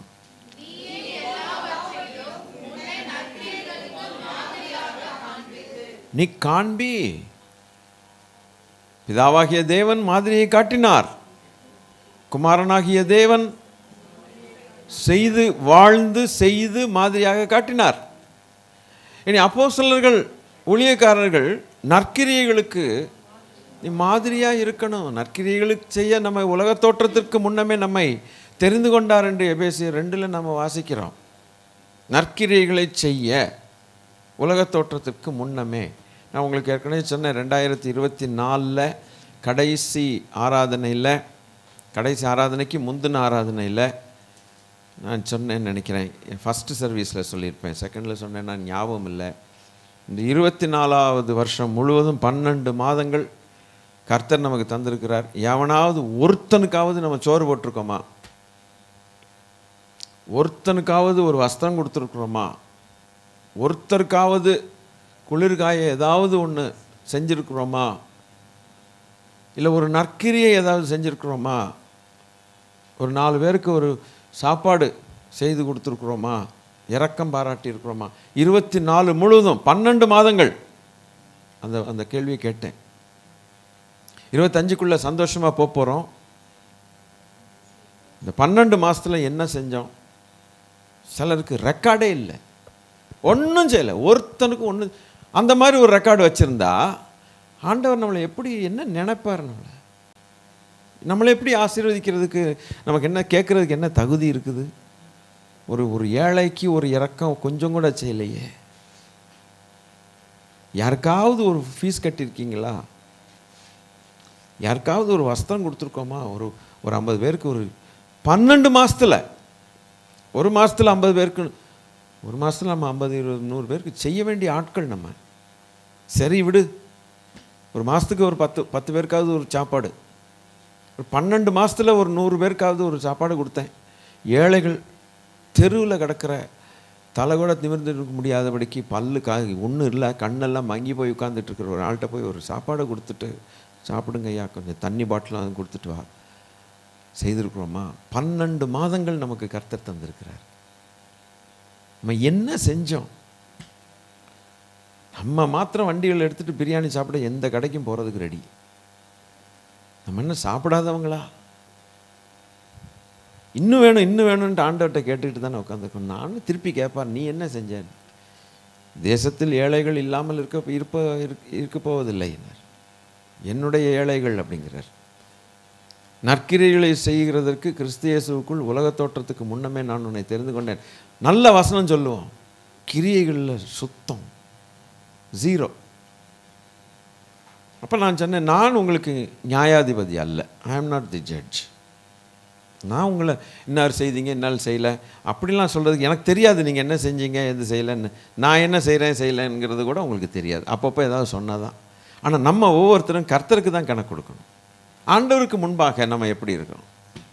சரி, இப்போது ஒரு 25 வந்துட்டு, இந்த 25ல் 12 மாதம் ஆண்டவர் தரப்போகிறார். 10 நாள் போயிடுச்சு. என்னப்பா செய்ய போகிறேன்? ஒரு சிலருக்கு இது வாழ்க்கை பூரா ஒன்றும் செய்யாமல் பேன்னு போய் நிற்பான் பரலோகத்துக்கு முன்னால். பயங்கர அவமானமாக போயிடும். இச்சிறுவருக்கு நீங்கள் எதை செய்தீர்களோ அது எனக்கே செய்தீர்கள். செய்தோமா? வசனம் சும்மா சூப்பராக சொல்கிறோம், பெரிய மனப்பாடம் பண்ணி டாம் டூம்னு வசனம் சொல்கிறோம். என்னத்தை செய்தோம்? செய்யலையே. அப்போ அது மாதிரியா? அது நம்ம மாதிரியை பின்பற்றினோமா? இயேசுவின் மாதிரியை பின்பற்றினோமா? அப்போ நாம் தேவனுடைய பிள்ளைகள் என்று சொல்லிக் கொள்கிறோம், தேவனால் அழைக்கப்பட்டவர்கள் என்று சொல்லிக் கொள்கிறோம், நான் உங்களை தெரிந்து கொண்டேன்னு சொல்லி, கர்த்தரால் தெரிந்து கொள்ளப்பட்டவர்கள் சொல்லி ஆவுன்னு சொல்கிறோம். ஒரு 10 பைசாவுக்கு பிரயோஜனம் இல்லாமல் இருக்குங்க. பிசினித்தனமும் பிச்சைக்காரத்தனமும் நம்ம இருதை விட்டு போகலை. போகலையே. பிறகு என்ன கர்த்தர்கிட்ட என்ன சொல்லிக்கொள்ள முடியும்? மெச்சிக்கொள்ள முடியுமா ஆண்டவர் நம்மளை பார்த்து? இதை கொஞ்சம் நீங்கள் யோசிக்கணும். ஆண்டவரே, அப்போ எனக்குள்ளே ஒரு சுயநலம் இருக்கிறனால தானே நான் இப்படி எனக்குன்ட்டு நான் வாழ்ந்துட்டுருக்கிறேன். அது எப்படி அவங்களுக்கு கொடுக்க முடியும்? இன்னும் சொல்லப்போனால் ஸ்ட்ராங்காக ஏசையா ஒரு வார்த்தை சொன்னார். அது சொன்னால் ஐ திங்க் நம்மள நிறைய பேர் தாங்க மாட்டோம்னு நினைக்கிறேன். கேட்கத்தான் நம்ம ரெடியாக இருக்கோம், செய்கிறதுக்கு நம்ம செயல்படலை. இன்னும் பலன் கொள்ளுங்க. என்னைக்கியா பலன் கொள்வது? இயேசு வருகிற சமீபமாகி போச்சு, இன்னுமா பலன் கொள்வது? ஒரு மரம் காக்கவே மாட்டேங்குது, பலன் இல்லை. ஏப்பா வச்சு 50 வருஷம் ஆகுது, வெட்டுமா? அது போல தான் உங்களுக்கு உள்ளவைகளை விற்று கொடுங்கள்னார். நான் ஏதோ உங்களுக்கு மேலே கொஞ்சம் பரிதாபப்பட்டால் கொஞ்சம் லேசாக பேசிட்டு போயிடுவேன். ஏசையா எல்லாம் பரிதாபப்பட மாட்டார். அவர் சொன்னது தான். ஏற்றுக்கொள்ள மனதாக இருந்தால் ஏற்றுக்கொள்வோம், இல்லாவிட்டால் அப்படி குப்பை தொட்டியில் போட்டு அவர் வார்த்தையே போயிட்டே இருக்க வேண்டிதான். இதில் நம்ம குத்தப்பட்டாலும் தப்பு இல்லைன்னு நான் சொல்கிறேன். குத்தப்படாட்டினா நம்ம எப்படி செய்கிறதுக்கு முன் வருவோம்? சாஃப்டாக வெத்தலைக்கு சுண்ணாம்பு தடவின மாதிரி தடவிக்கிட்டே போனோன்னா எப்படிங்க? அவர் தடவ மாட்டார், அப்படி அவர் நறுக்குன்னு பேசுகிறாரு. உங்களுக்கு உள்ளவைகளில் விற்று கொடுங்கள், பிச்சை கொடுங்கள்ங்கிறார். அப்பா இப்போ அடுத்து அவர் எங்கே போயிட்டார்? நம்ம அதெல்லாம் செய்ய முடியுமா? நம்மள்கிட்ட 10 ரூபா இருந்தால் 1 ரூபா கொடுக்கலாம். அந்த 1 ரூபா கொடுக்கறதுக்கே மனசு வர மாட்டேங்குது. வித்து வேற கொடுன்னு வேற சொல்லிட்டு போயிட்டார் அவர். இப்படி பேசினா சபையில் ஆட்கள் வரவே மாட்டாங்க. ஐயோ அம்மா ஓட்டம் வித்துட்டு போயிடுவான். ஐயோ கர்த்தருனை ஆசீர்வதிப்பார் அப்படின்னு சொல்லுங்க. கும்மியும் நிற்கிறதோடைய வசனத்தில் நிற்பார். இதுக்கு ஆயத்தம் படுறது தான் உண்மையான சபை ஊழியம். குத்தப்பட்டால் ஒழிய நம்ம உருப்பிட மாட்டோம். ஸோ 25 என்ன பண்ண போகிறோங்கிறது அவங்க தீர்மானம் எடுக்கணும். நான் சொல்லி அல்ல, ஏசையா சொன்னதுனால தீர்மானம் எடுக்கணும். பாஸ்டர் சொன்னார்னு அல்ல. பாஸ்டருக்கும் ஏசையா சொல்லி தான் தெரியுது. யாருன்னு நமக்கு எப்படி தெரியும்? இல்லை, மனுஷர்கள். அவர் என்ன சொன்னார் அதில் நிற்பார், அப்படியே நிற்பார். அநேகருக்கு ஆச்சரியமாக இருக்கும் அப்படின்னு ஆயிரும். அப்போ ஆண்டவர் சொல்லிகிட்டே வருவார், இதை நீ வாசித்தது இல்லையோ பார். அந்த மாதிரி டோனில் போவார். இதை நீ வாசித்தது இல்லையோ அப்படிம்பார். என்ன பதில் சொல்ல முடியும்? இதை நீ கேள்விப்பட்டதில்லையோ அப்படிம்பார். இப்படித்தான் பேசுவார். ஆனால் அன்போட அன்னைக்கு பக்காவாக நறுக்குன்னு பேசிட்டு போயிட்டே இருப்பார். பெண்டே ஆக மாட்டார். ரொம்ப ஷார்ப்பாக பேசுகிற தெய்வம் அவர். நம்ம நினைக்கிற மாதிரி அல்ல. ரொம்ப ஷார்ப்பாக இருக்கும் அவருடைய வார்த்தைகள்லாம். தப்பவே முடியாது. திரும்பி கேட்குறான், நான் என்னைக்கு செய்யாமல் இருந்தேன் உங்களுக்கு? நீங்கள் என்னைக்கு வஸ்திரம் இல்லாமல் இருந்தீங்க? நாங்கள் என்னைக்கு கொடுக்காமல் இருந்தோம்? நீங்கள் என்னைக்கு ஜெயிலுக்கு போனீங்க? நாங்கள் என்னைக்கு பார்க்காம இருந்தோம்? நீங்கள் என்னைக்கு பசியாக இருந்தீங்க? நாங்கள் என்னைக்கு சோறுபடாமல் இருந்தோம்? இப்படி கேட்பானுங்க. இச்சிறுவரில்னு ஷார்ப்பாக அடித்தார் பாருங்க. இனி அடுத்து மறுபேச்சு பேசாமல் போயிடுவாங்க. தேவன் இடம் கொடுக்கறது இல்லை. இவ்வளவும் பேசிட்டு அந்த ஒரு வார்த்தையில் என்ன செஞ்சிட்டார்? அவனை நிற்கவே முடியாது. ஒரு மனுஷன் கூட நிற்க முடியாது. தேவன் அவராக்கும் நமக்கு இந்த கட்டளை இருக்கணும். அப்போ ஷார்ப்பாக இந்த கட்டளைகள் அவர் பேசினது லேசாக அப்படி தடவுன மாதிரியா பேசுகிறார் நினைக்கிறீங்க? முகமுகமாக நம்மள்கிட்ட ஷார்ப்பாக மூஞ்சில் எப்படி பேசுவாரோ அப்படித்தான் எழுதியும் கொடுத்துருக்கிறார். அதே டோனில் தான், பாணியில் தான் எழுதி கொடுத்துருக்கிறார். என்ன கிருபையின் தேவன்! இந்த கிருபையின் காலத்தில் நமக்கு எழுதி கொடுத்துருக்கிறார். ஆனால் அவர் கட்டளைகளை மாறுவாரோ? செய்யாட்டின கொஞ்சம் அட்ஜஸ்ட் பண்ணிக்கிங்க ஆண்டவரேன்னு சொல்லுவாரோ? அப்போ இந்த 25 நம்ம எவ்வளவோ குணப்பட வேண்டியிருக்கிறது. என்ன நினச்சிங்க? நீ சொல்லுங்க, பிறகு நான் மறுபடியும் போகலாம். ஏன்னா நம்ம எல்லாருக்குமே இந்த உபதேசங்கள் பொருத்தம். நான் இங்கே ஏதோ பாஸ்டாக இருக்கிறதுனால பெருசாக பேசுகிறேன்ட்டு அப்படி எடுக்கவே கூடாது. நீங்கள்லாம் ஏதோ கீழே உட்காந்துருக்கீங்க, நாங்கள்லாம் மேலே உட்காந்து, அந்த கதையே கிடையாது. இப்போ இந்த கேள்விப்பட்ட இந்த ஒரு காரியத்தை வச்சு நீங்கள் என்ன நினைக்கிறீங்க? ஓப்பனாக பேசுங்க. ஏன்னா கொஞ்சம் கூட்டம் தானே இது. உங்களுக்கு என்ன தோணுது? நல்லா ஓப்பனாக நல்லா சொல்லலாம். இனிமேல் செய்யணுங்கிறது தோணுது, வேற விஷயம். ஆனால் நான் எதிர்பார்க்கறது வேற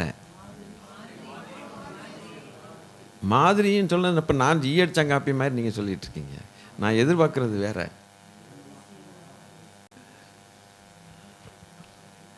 அவரை சந்திக்க முடியாதியா? அதுதான் நான் எதிர்பார்த்தது. உங்களுக்குள்ள அந்த தாட் இன்னும் போகலை. 12ங்கிறீங்க, 10ங்கிறீங்க, கற்பனைங்கிறீங்க, அதுங்க மாதிரிங்கிறீங்க. அவர்கிட்ட தப்பிக்க முடியாது. முதல்ல அது புரிஞ்சுக்கணும். அது புரிஞ்சுக்கிட்டால் மிச்சதெல்லாம் நம்ம செஞ்சிடும். இப்போ சொல்லுங்க, அப்படியே காப்பி அடிங்க. அவர்கிட்ட பதில் சொல்லிக்க முடியாதுங்க. உங்கள் பாஷையில் பேசி சொல்லுங்க எனக்கு. இப்போ நான் தானே சொல்லிகிட்ருக்கிறேன். அவர்கிட்ட பதில் சொல்லி தப்பிச்சுக்கிட்டு அவரை டூப் அடித்து டிம்கி அடித்து கொஞ்சம் அவரை கவனித்து, மனுஷன் நம்ம வார்த்தைகள், கவனிக்கிற வார்த்தைகள், சும்மா அது வார்த்தைகள் கெஞ்சி கூத்தாடி அழுது புலம்பி அதுக்கு அசைவே மாட்டார். உனக்கு எழுதி கொடு, இதை வாசிக்கவில்லையோ, இதை கேள்விப்படவில்லையோன்னு ஒரு வார்த்தை பேசுவார். அத்தோடு அப்படியே போய், ஏன்னா அவர் நீர் பேசும்போது உங்களுடைய நீதி விளங்கும்னு போட்டிருக்கு. தேவன் பேசும்போது அவருடைய நீதி விளங்கும். அந்த தேவ நீதிக்கு முன்னாக மேலே நான் உங்கள்கிட்ட என்னத்தை சொல்லி விளக்க போகிறேங்க. நிற்க முடியாது. நீ இதை வாசித்தது இல்லையோ?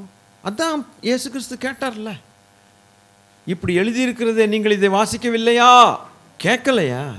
என்ன கேட்டார்? யார்கிட்ட கேட்டார்? கேட்டாரா இல்லையா? அதைத்தான் நான் திருப்பி சொல்கிறேன் உங்களுக்கு. அப்போ அவங்கள்ட்ட கேட்டுட்டு நம்மளை கேட்க மாட்டார்னு நினைக்கிறீங்களா? நல்லா இருக்கே. மனுஷன்னு அவ்வளோதான், எல்லாரும் மனுஷங்கள். கற்பனைகளை கொடுத்தாச்சு. இப்போ வர வர குடல்லாம் வெளியில் வர்ற மாதிரி இருக்குது. கேட்பார், நீ வாசித்தது இல்லையோ? நான் உங்களுக்கு சொல்லுகிறேன்னார். நீங்கள் கேள்விப்படவில்லையோன்னார். அப்போ அதை கேள்விப்பட்டதும் வாசித்ததும் மாதிரி தானே சொன்னார்னு அர்த்தம். அப்போ அதன்படி செய்யணும்னு தானே எதிர்பார்த்தாரு. அப்போ அவங்க செய்யலைன்னு நீ கேள்விப்படலையான்னு கேட்குறாருல்ல. அப்போ நம்மள்ட்ட கேட்க மாட்டாரோ? நல்ல சர்ச்சுக்கு வந்துட்டு போகிறேன் ஆண்டவர் என்ன கேட்காதீங்க. நீ மனதுருக்கத்தின் தேவனால இப்படிலாம் கேட்க மாட்டீங்க. மனதுருக்கத்தின் தேவன் தான். இப்போ இப்போ மனதுருக்கத்தின் தேவன், அப்போ அல்ல. இப்போ என்ன ஃபெயில் ஆனாலும் பரவாயில்ல தேவனே, மனம் திரும்பி நம்ம வரும்போது எனக்கு கொஞ்சம் பலப்படுத்துகிற தேவன், ஒரு மனதுருக்கி ஒரு கிருபையை கொடுத்து தூக்கி விடுகிற தேவன். இன்னைக்கு தூக்கி விடுகிறான்னு சொல்லியே காலத்தை பூரா ஓட்டி அவர் என்ன கேட்பார்னு சொல்லி தர மாட்டேங்கிறான். ஐயா போதகர் சொல்லி தர மாட்டேங்கிறான். இவனுக்கும் தெரியல. இவனும் ஆண்டவர் முன்னால் அப்படித்தான் நிற்பான், விசுவாசியும் அப்படித்தான் நிற்பான். என்ன வேணா தடவி கொடுத்துட்டு போயிட்டு காலத்தை ஒப்பேத்தியாச்சு. என் ஆண்டவர் சொன்னது வேணு. இவன் செஞ்சானா ஊழியக்காரன்? இவனும் செய்யலை. இவன் சொல்லி கொடுத்துருந்தா விசுவாசிகள் செஞ்சிருப்பான். ஒரு 10ல் ஒரு 4 பேராவது செஞ்சிருப்பான்ல. 6 பேரை விட்டுருங்க. இந்த 4 பேருக்காவது நன்றி, கர்த்தர்கிட்ட நன்றி சொல்லுவான்ல. அப்பா கர்த்தாவே எனக்கு கிருபையா என் காலத்தை வீணாக்காம தேவனே சொல்லி கொடுத்தீரியா அப்படின்னு சொல்லுவான்ல. 6 பேரை விடுங்க, 4 பேர் அந்த தீர்மானம் எடுத்து செய்யணுங்கிற ஒரு 4 பேருக்காவது இப்போ குத்துதில்லை. என்ன சொல்கிறீங்கன்னு நான் கேட்குறேன். உங்கள்கிட்ட இந்த ஃபீட்பேக் வேணும். அப்போது ஆண்டவர் என்ன சொல்றாரு? நான் என்ன சொன்னேங்கிறத நீ சொல்லலைன்னு என்னைய கழுத்தை பிடிப்பார். ஏன்னா நீ இஷ்டத்துக்கு ஊழியம் செஞ்சுட்ட, மைக் கொடுத்தோன்னு நீ பாட்டுக்கு பேசிட்ட, அப்படி இப்படின்ட்டு.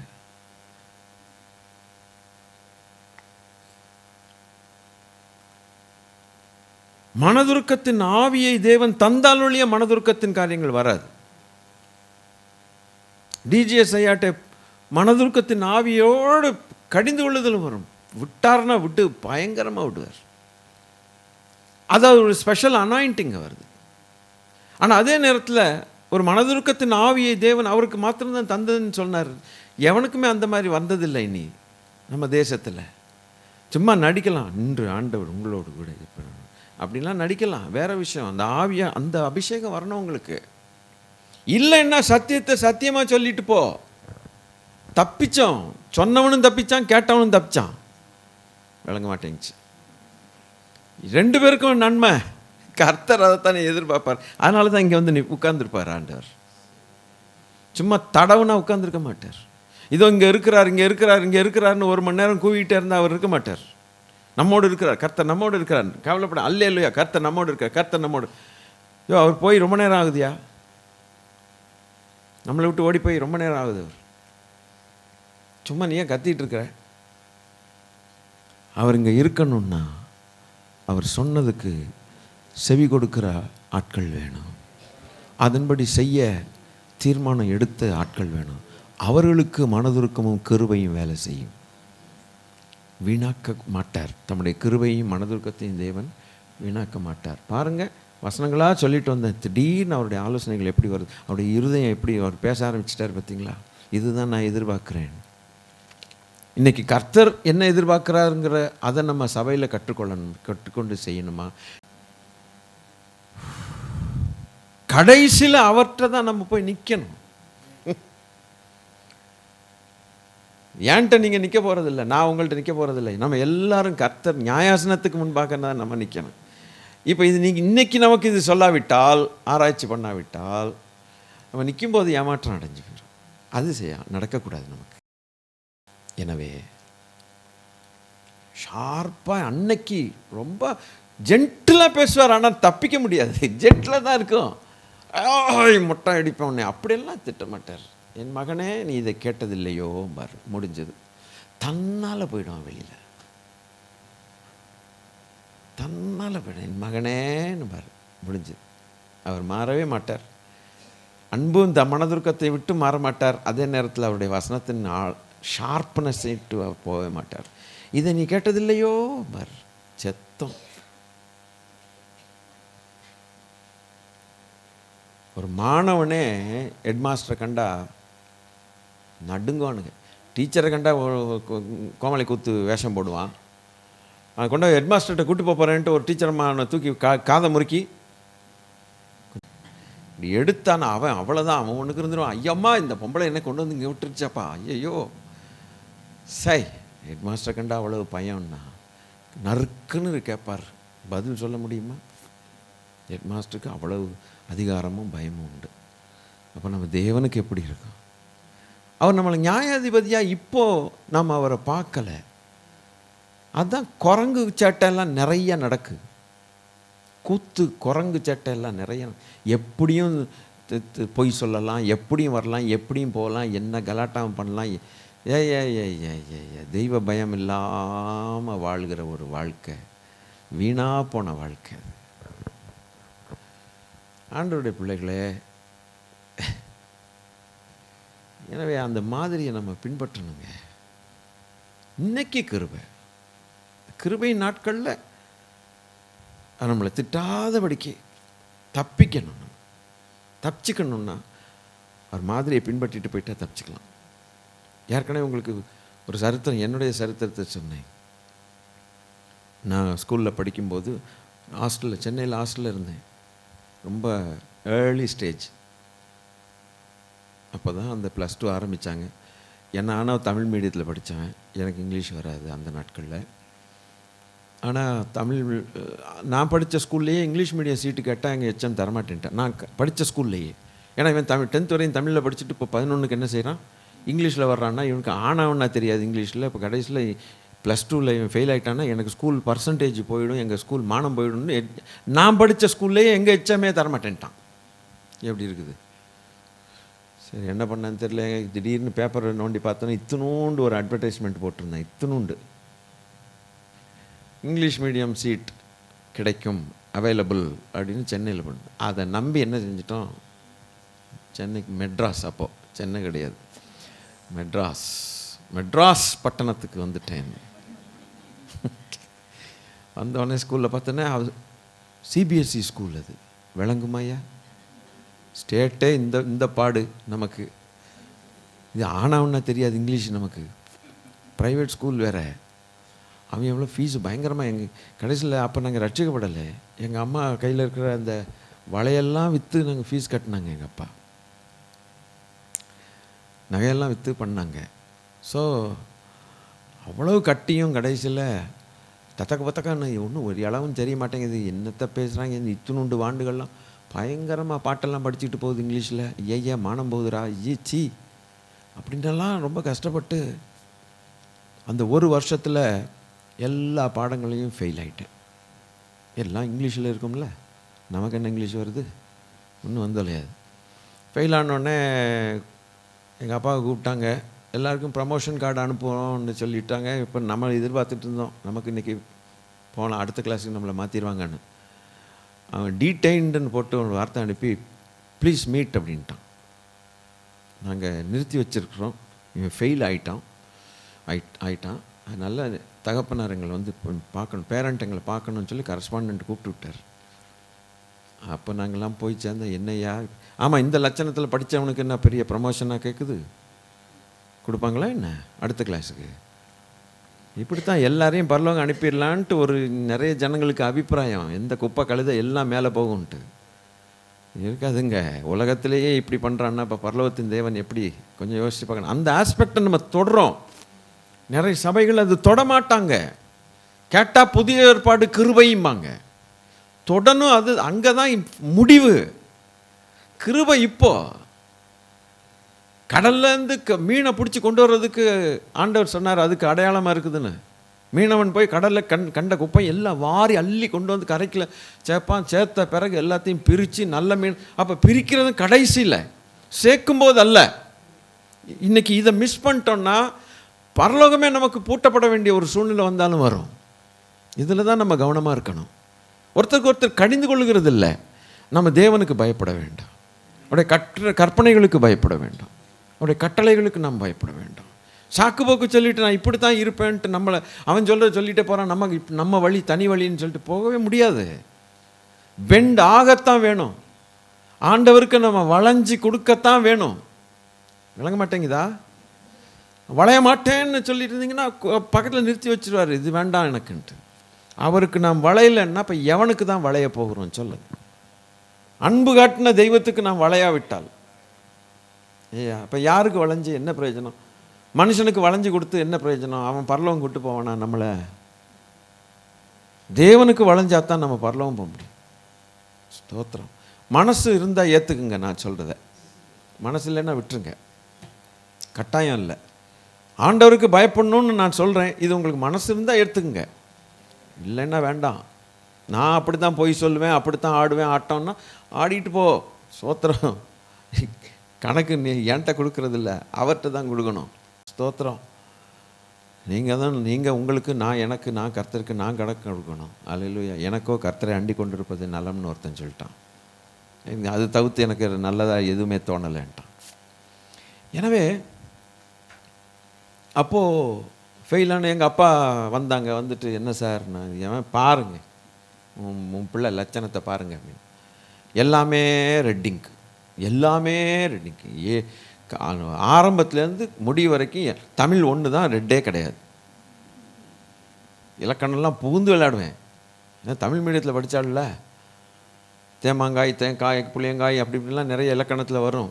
ஒரு குறள் எடுத்து பிரிக்கணும். நீங்கள்லாம் படிச்சிருக்கீங்களான்னு தெரியல. அதிலெல்லாம் பிஸ்தா. நான் 80க்கு ஒரு நாளும் குறைஞ்சதில்லை. 80லேருந்து 100 வரைக்கும் ஏதாவது ஒரு நம்பர் தமிழில்.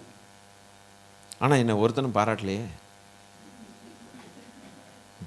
நீ தமிழில் படித்து போட்டு மாங்காய் புளியங்காய்னு படித்து போட்டு என்னடா நீ எல்லாத்துலேயும் பயாலஜி எல்லாத்துலேயும் ஃபெயில் ஆகி தொலைச்சிவிட்ட, எவன் உன்னை பாஸ் பண்ணுவான்? அந்த மாதிரி ஒரு சூழ்நிலை. பிறகு அந்த கரஸ்பாண்டன்ட்டு எங்கள் அப்பா முகத்தை பார்த்தார். அப்பா சயின்டிஸ்ட், விஞ்ஞானி.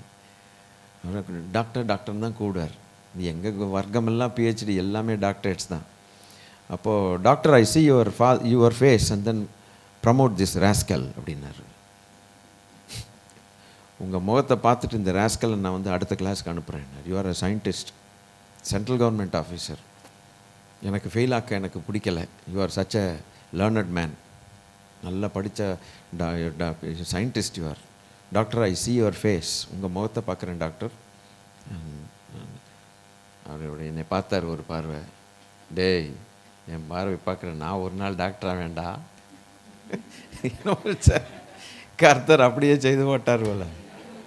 அப்புறம் தப்பிச்சு ஓடின்ட்டேன். எங்கள் அப்பா வெளியில் வந்தாங்க. என்னடா? அப்புறம் சொன்னாங்க, இவன் ஒரு அங்கிள்னு ஒருத்தர் அடிக்கடி வந்து இவனுக்கு ஹாஸ்டல்லேருந்து கூப்பிட்டு போகிறான். பாருங்கள் எவ்வளோ நாள் ஹாஸ்டலில் இருந்தான்னு. பின்ன என்ன சோறு போடுறன்னு, இவன் என்ன நீ போடுற சோறில் எனக்கு இந்த கால் எலும்பு அதுக்கு கீழே இருக்கிற எலும்புலாம் ஆடுது, சத்தம் கேட்குது, அந்த மாதிரி இருக்குது.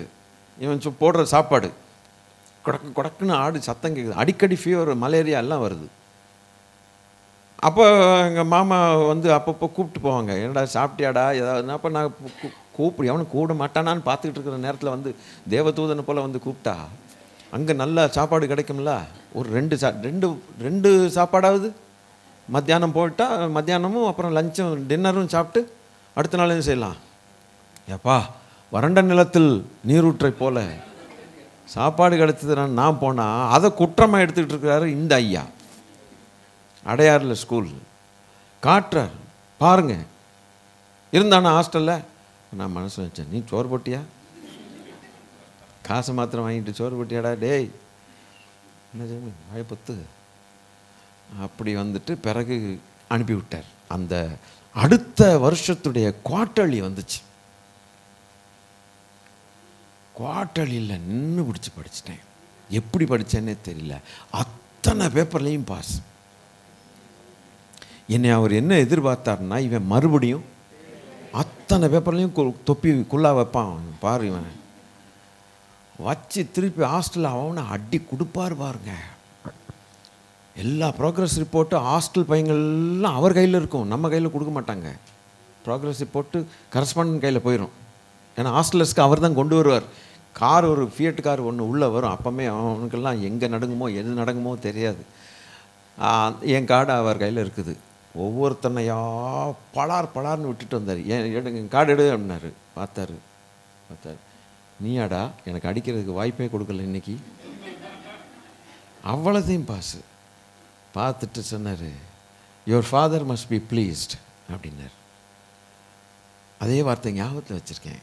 உங்கள் தகப்பனாருக்கு இப்போ சந்தோஷம் வரும்டா, குட், இனிமேல் நீ இந்த மாதிரி எல்லாத்துலேயும் பாஸ் பண்ணிடு அப்படின்ட்டு அடுத்தவன்ட்ட போனார். பலார்னு 2 விட்டார். தப்பிச்சேன்டா, ஆடாய் போச்சு. கர்த்தாவே, அந்த அடி செப்பக்கா தாடையெல்லாம் வெளியில் வரும், அந்த மாதிரி அடிப்பான் மனுஷன் கிழவன். அந்த பலம் இருக்குது அந்த ஆளுக்கு. அப்போது தப்பிக்கணுன்னா பாஸ் பண்ணியிருக்கணும். நீ 45 எடுத்து பாஸ் பண்ணி தொலை, அடி வாங்காமல் இருப்பேன்.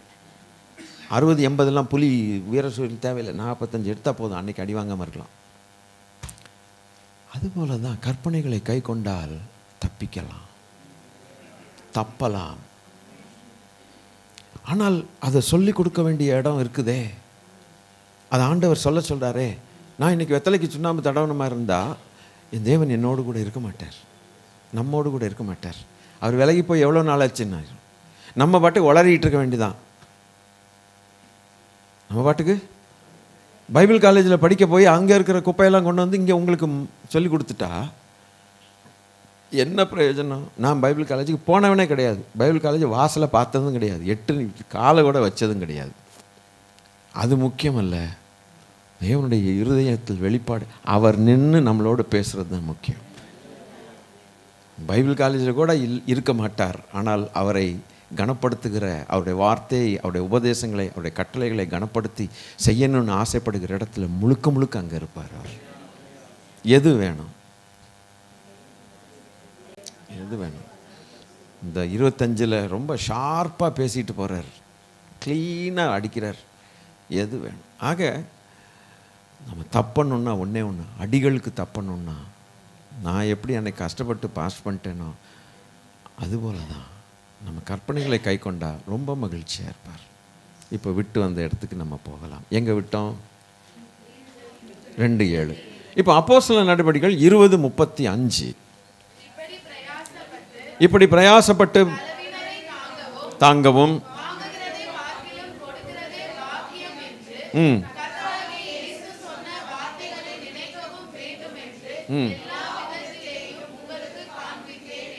அந்த காண்பித்தல்னு என்ன மாதிரி தானே. அப்போஸ்தலர்கள் என்ன காட்டியிருக்காங்க? என்ன மாதிரியை காட்டியிருக்காங்க? மாதிரின்னு சொல்லக்கூடாது. வாங்கிறதை பார்க்கலும் கொடுக்கறதே நற்குணங்கள் இல்லை, வாங்கிறதை பார்க்கலும் கொடுக்கற ஸ்பெசிஃபிக்காக கரெக்டாக சொல்ல தெரியணும். அப்போ அவங்க என்ன செஞ்சுருக்காங்க? வாங்குன்னு வாங்கலை, கொடுன்னு கொடுத்துருக்குறான். நீ செஞ்சியா? அதுக்கு நான் ஒரு மாதிரியை உனக்கு வச்சுட்டு போனேனே, ஒரு பவுலை நான் சொல்ல வச்சேன், நீ வாசித்தது இல்லையோ அப்படிம்பாரு, நீ கேட்டதில்லையோ, இல்லைன்னு சொல்லுங்க பாப்பா. கர்த்தர்ட்ட நான் வாசிக்கலைன்னு சொல்லுங்க பாப்பா.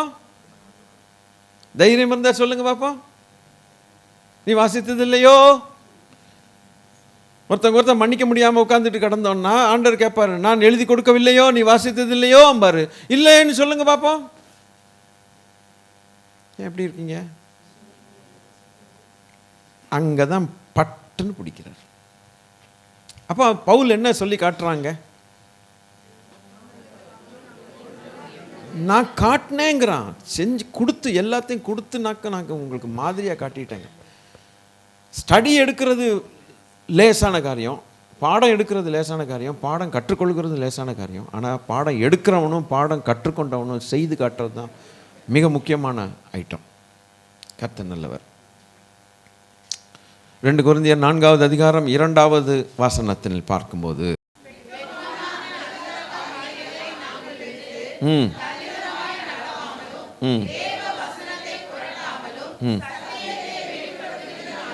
ம்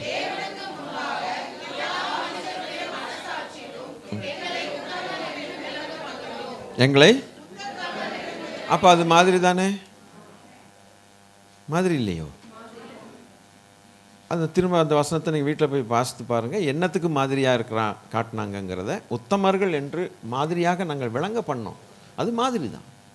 உங்களுக்கு முன்னால் நாங்கள் உத்தமர்களும் செஞ்சு காட்டிட்டோங்கிறோம். அப்போ அது மாதிரி தானே? மாதிரி. ரைட். இன்னும் 2 வசனங்கள். 2 தீமோத்தேயு 2வது அதிகாரம் 15வது வசனம். ம் ம்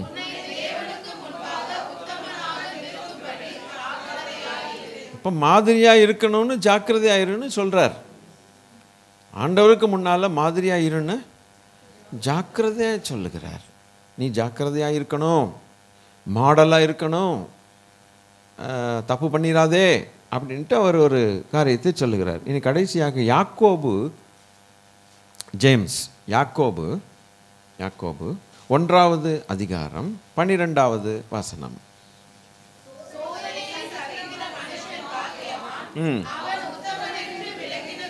விளங்கின பின்புன்னா என்ன? மாதிரியான பின்பு ஜீவகிரீடத்தை பெறுவான் ரைட்டுங்களா? இப்போது 3 பார்ட்டு பார்த்துட்டோம். 4வது பார்ட்டு இன்றைக்கி பார்க்க முடியாது, பெரிய பார்ட். அது சொல்லலாமா? நான் சொல்கிறேன், பிறகு நீங்கள் சொல்லுங்கள். முதலாவது, தேவனாகிய கர்த்தர், பிதாவாகிய தேவன் நமக்கு மாதிரியை கொடுத்து, அவர் மாதிரி எங்கேருந்து வருதுன்னா பிதாவிடத்துலேருந்து வருது, நம்பர் 1. 2வது பார்ட்டு, அதே தேவன் தான், குமாரனாகிய தேவன் வந்து மாதிரியை சொல்லதில் காட்டிட்டு பின்பற்றுங்கள்னு சொல்லிட்டு போயிட்டார். இது 3வது, அதிகமான உபதேசங்களை கேட்டதான அந்த 12 அப்போஸ்தலர்கள், ஊழியக்காரர்கள் டக் டக் டக் டக்னு ஜனங்களுக்கு, விசுவாசிகளுக்கு அவர்கள் மாதிரிகளாக வாழ்ந்துட்டு தான் போனார்கள். கர்த்தருக்கு ஸ்தோத்திரம். கடைசியில் 4வது பார்ட்டு நான் இன்றைக்கி எடுக்க மாட்டேன். ஆனாலும் இனி அதெல்லாம் கேட்ட விசுவாசிகள் சபை மாதிரியாக இருக்கணும். அதுக்கு எந்த சபை மாதிரிங்கிறத நான் பிறகு உங்களுக்கு சொல்கிறேன். வேதத்தில் ஒரு சபை பக்கா மாதிரியாக இருந்தது. அந்த சபை தான் நமக்கு மாடல் சர்ச்சாக நம்ம எடுத்துக்கொள்ளணும். அதான் மாதிரி சட்டை. அந்த சர்ச்சு தான் நமக்கு நம்ம பார்க்க வேண்டிய சர்ச்சு. அந்த மாடல் சர்ச்சு தான் பார்க்கணும். பல சர்ச்சஸ் உண்டு, பல சபைகள், எல்லாத்தையும் பார்த்தா நம்ம அந்த ஒரு சபை மாத்திரம் எப்படி அப்போஸ்தலர்கள் மாதிரியாக இருந்தார்களோ, அந்த அப்போஸ்தலர்களுக்கு இயேசு கிறிஸ்து எப்படி மாதிரியாக இருந்தாரோ, அந்த ஆண்டவர் பழைய ஏற்பாட்டில் எப்படி மாதிரின்னு சொல்லி கொண்டார், அப்படியே அந்த லைன் வருது அந்த சர்ச்சுக்கு. அப்போ நம்ம சர்ச்சை அந்த லைனில் வரணுமா வரக்கூடாதான்னு நீங்கள் சொல்லுங்கள். தேவையில்லையோ? அதுதான், அதுக்கு தான் கர்த்தர் தயார் பண்ணுறார். பார்த்தீங்களா? நமக்கு ஒரு ரூட்டு வேணும். அந்த ரூட்டு கர்த்தருடைய ரூட்டாக இருக்கணும். அதை விட்டுட்டா வேற ரூட் எனக்கு அவசியம் இல்லைன்னு சொல்லணும். ஊழியக்காரனும் சொல்லணும், விசுவாசிகளையும் சொல்லணும். சொல்ல உங்களுக்கு தைரியம் இருக்கா? சொல்ல உங்களுக்கு ஆசை இருக்கா? இப்படி தான் நான் கேட்பேன். எனக்கோ அந்த ரூட். அவன் தான் சொன்னான்ல, ஆசாபு, எனக்கோ தேவனை அண்டி கொண்டிருப்பதே நலம்னா. அப்போ அண்டி கொள்ளாதவன் நிறைய பேர் இருக்கான்னு அர்த்தம். அது எனக்கு தெரியாது. யார் கொள்வா யார் கொள்ள மாட்டான்னு எனக்கு தெரியாது. எனக்கோ தேவனை அண்டிக் கொள்வதே நலம். பாகால் தெய்வமானால் பாகாலை பின்பற்றுங்கள், கர்த்தர் தெய்வமானால் கர்த்தரை பின்பற்றுங்கள். எங்களுக்கு கர்த்தர் தான். நீங்கள் யாரை பின்பற்றுவீர்கள்? நானும் என் வீட்டாரமோ என்றால் கர்த்தரை சேவிப்பான். நீங்கள் யாரை சேவிப்பீங்க? நீங்கள் தீர்மானம் பண்ணிக்கொள்ளுங்கன்ட்டான். க்ளீனாக இருக்காங்க. நீங்கள் பாராட்ட கொஞ்சம் உங்களால் முடியல. ஆனால் நானும் அங்கே உள்ள கொந்தளிச்சிட்டு உட்காந்துருக்கேன். கரெக்டாக இருக்காங்க பரிசுத்தவான்கள். கர்த்தரும் கரெக்டாக இருக்காங்க, பரிசுத்தவான்களும் கரெக்டாக, அந்த ரூட்டில் இருக்க அத்தனை பேரும் கரெக்டாக இருக்காங்க. அந்த ரூட்டில் நம்மளை கொண்டு போகணுன்னு ஆசைப்படுறாரு. நம்ம ஒத்துழைச்சா அந்த ரூட்டில் வருவோம். ஆனால் அந்த ரூட்டில் வந்தால் நமக்கு ஒரு நாள் ஏமாற்றங்களோ வெக்கப்படுறதோ கிடையாது, அவமானங்கள் இல்லை. உலகத்தில் உபத்திரவங்கள் வந்தாலும் கூட நாம் வெக்கப்பட்டு போகிறதே கிடையாது. ஏன்னா ரூட்டு கரெக்டு தெரிஞ்சுக்கிட்டோம். இந்த ரூட்டு தான் நமக்கு வேணும், எந்த ரூட்டும் வேண்டாம். சரி, இப்போ இவ்வளோ நேரம் ஏதாவது கொஞ்சம் சைடு ரூட்டுகளை போயிட்டு இருந்தால் இப்போ இந்த நேரம் என்ன 25 மெயின் ரூட்டில் வந்துடணும், அவ்வளவுதான். எல்லாத்தையும் தூக்கி போட்டு கர்த்தர் தான் எனக்கு வேணும்னு சொல்லி, அவருடைய கற்பனை தான் வேணும்னு சொல்லி வந்துட்டே இருக்க வேண்டியதான். அல்லேலூயா. தேவன் யாரையும் கட்டாயப்படுத்துறதில்லை, சொல்கிறது அவருடைய வேலை. நூல் பிடிச்சி நிற்பேன்னு உட்காந்து சொல்கிறார், ஷார்ப்பாக அடிப்பேன்னு சொல்கிறார். அவருக்கு இப்போ பயப்பட்டா அப்போ நமக்கு பெரிய விடுதலை. இப்போ நம்ம இஷ்டத்துக்கு போனோம்னா அப்புறம் பிடிக்கிற நேரத்தில் அவர் பிடிச்சாருன்னா நமக்கு தான் நஷ்டம். ஐயா, உங்கள் கற்பனை, உங்கள் ரூட்டு தான் எங்களுக்கு வேணும். எங்களுக்கு முன்னால் ஓடின பரிசுத்தவான்கள் அதே ரூட்டில் போனாங்க, அவங்க சொல்லிட்டு போனாங்க, அவங்க மாதிரி. இப்போ நாங்கள் மாதிரியாக இருக்கணும். எங்கள் பின் தலைமுறைக்கு நாங்கள் சும்மா எப்படியோ இருக்கிறது இல்லை. தேவன் எப்படி காட்டினாரோ, இயேசு எப்படி செய்தாரோ, சீஷர்கள் எப்படி மாதிரியாக மாறினாங்களோ, அவங்கள பார்த்து நாங்கள் எப்படி மாதிரியாக வர்றோமோ, எங்களை பார்த்து எங்கள் பின்னடியார்கள் அந்த ரூட்டில் இருக்கணும். புரிய மாட்டேங்குது. அது புரிஞ்சா போதும், வேற ரூட்டுக்கு போயிடக்கூடாது. எங்கள் சந்ததிகள் அந்த ரூட்டில் இருக்கணும். கர்த்தர் நல்லவர். அப்போ நாங்கள் எல்லாருமே, நாங்கள் எங்கள் பின்னால் வர எல்லாருமே அந்த ரூட்டில் பரலோகத்துக்கு போயிடுவோம். கர்த்தர் நல்லவர். பரலோக வாசல் திறக்கணும். இஷ்டத்துக்கு பொய் சொல்லிக்கிட்டு, தகப்பனே பிள்ளைகளுக்கு மாதிரியா இல்லை, தாய் மாதிரியா இல்லை, சுற்றார் உறவினர் சின்ன பிள்ளைகளுக்கு, வளர்கிற பிள்ளைகளுக்கு மாதிரியே கிடையாது. கண்ட கழுதையும் குப்பையும் வச்சுக்கிட்டு அப்படியே போனோம்னா அப்போ இளைய தலைமுறைக்கு நம்ம துரோகம் பண்ணுற மாதிரி அர்த்தம். துரோகம் பண்ணுறோம். ஏன்னா அவங்களுக்கு ஒரு மாதிரியை காட்டலைன்னா அவங்க துரோகம் தான். அவங்க கடைசியில் அவங்க கெட்டு போவாங்க. ஸோ நல்ல மாதிரியை குறித்து இன்றைக்கி கர்த்தர் நம்மோடு கூட பேசினார். கர்த்தர் நல்லவர். கொஞ்சம் ஜெபிக்கலாமா? அதாவது நன்றி சொல்லி ஸ்தோத்திரம் ஸ்தோத்திரம் சொல்லிகிட்டே இருக்கக்கூடாது. கேட்ட வசனங்களின் படி ஒவ்வொருத்தரும் ஜெபம் பண்ணணும். அதாவது தனித்தனியாக அல்ல, அவங்கவுங்க வாயை திறந்து, ஆண்டவரே இன்னென்ன மாதிரி பேசுனீங்களே, உங்களுக்கு எப்படி ஆண்டவரோடு பேச பிடிக்குதோ அப்படி பேசிடுங்க. கர்த்தர் நல்லவர். Hallelujah. Thank you Jesus, thank you Jesus. Edward, இந்த ஃபைனல் ப்ரேயர் மாத்திரம் பண்ணுங்கள், இதெல்லாம் வேண்டாம். அல்லேலூயா. அப்பா அப்பா, நல்ல ரூட்டுப்பா, தேங்க்யூ. இதுதான்ப்பா கரெக்டான ரூட்டு. வெள்ளிக்கிழமை கூட்டு வந்தீங்களே, சொல்லி கொடுத்துருக்கீங்களே. ஹல்லேலூயா. தெய்வமே, அப்பா அப்பா அப்பா அப்பா, இந்த ரூட்டை விட்டுட்டு கண்ட ரூட்லேயும் போயிட்டுருக்குது கிறிஸ்தவம் இன்னைக்கு. தெய்வமே, ஆண்டவரே அப்பா, இது வரைக்கும் ஹல்லேலூயா, ஸ்தோத்திரம் ஸ்தோத்திரம். 24 வரைக்கும் இந்த ரூட்டில் சரியாக வரலைன்னா 25 சரியான தீர்மானம் எடுத்து, அப்பாவுடைய ரூட்டு தான் எனக்கு வேணும். Praise the Lord, praise the Lord. பிதாவாகிய தேவன் மாதிரியை காண்பித்தார். குமாரனாகிய இயேசு கிறிஸ்து வந்து மாதிரியாக வாழ்ந்து காட்டி பரத்துக்கு சென்றார். அப்போஸ்தலர்கள் அந்த மாதிரியை பின்பற்றி கொண்டு வாழ்ந்து காட்டி விசுவாசிகளுக்கு மாதிரிகள் ஆனார்கள். இனி விசுவாசிகள் அல்லேலூயா உலகத்துக்கு மாதிரியாக வேண்டும். Model to the world. அப்பொழுது யாரை காண்பார்கள்? இந்த உலகம் மாதிரியாய் காட்டின, மாதிரியாய் செய்து காட்டின தேவனை பார்ப்பார்கள். நம்ம தான் மாதிரி. Praise the Lord. என்னை பின்பற்றுங்கள் என்று அப்போஸ்தலர்கள் சொன்னார்கள். இப்ப நாம உலகத்துக்கு சொல்லலாம், எங்களை பின்பற்றுங்கள் என்று சொல்லத்தக்கதான அளவுக்கு மாடலாக மாறி போவோமாக. இதை வலியுறுத்துகிற தேவனுக்கு ஸ்தோத்திரம். இதை சொல்லிக் கொடுத்த ஆண்டவருக்கு ஸ்தோத்திரம். பரிசுத்த ஆவியானவருக்கு ஸ்தோத்திரம். தேவனுடைய இருதயத்தை வெளிப்படுத்தின தேவ ஆவியானவருக்கு ஸ்தோத்திரம். கர்த்தராகிய இயேசு கிறிஸ்து நமக்குள் இருந்து அந்த மாதிரி விலகாமல் நமக்குள்ள இருந்து உலகத்தின் முடிவு பெற்ற சதா காலங்களிலும் உங்களுடனே இருக்கிறேன் என்று மாதிரியை வைத்து போனாரே, அதற்காக கர்த்தருக்கு ஸ்தோத்திரங்கள் உண்டாகட்டும். தொடர்ந்து எங்களை வழிநடத்த நாங்கள் வேண்டிக் கொள்கிறோம். எங்கள் ஆண்டவர் இயேசு கிறிஸ்துவின் நாமத்தில் நன்றி சொல்லி வேண்டிக் கொள்கிறோம் பிதாவே. ஆமேன். என் ஆத்துமாவே கர்த்தரை ஸ்தோத்தரி, என் முழு உள்ளமே அவருடைய பரிசுத்த நாமத்தை ஸ்தோத்தரி.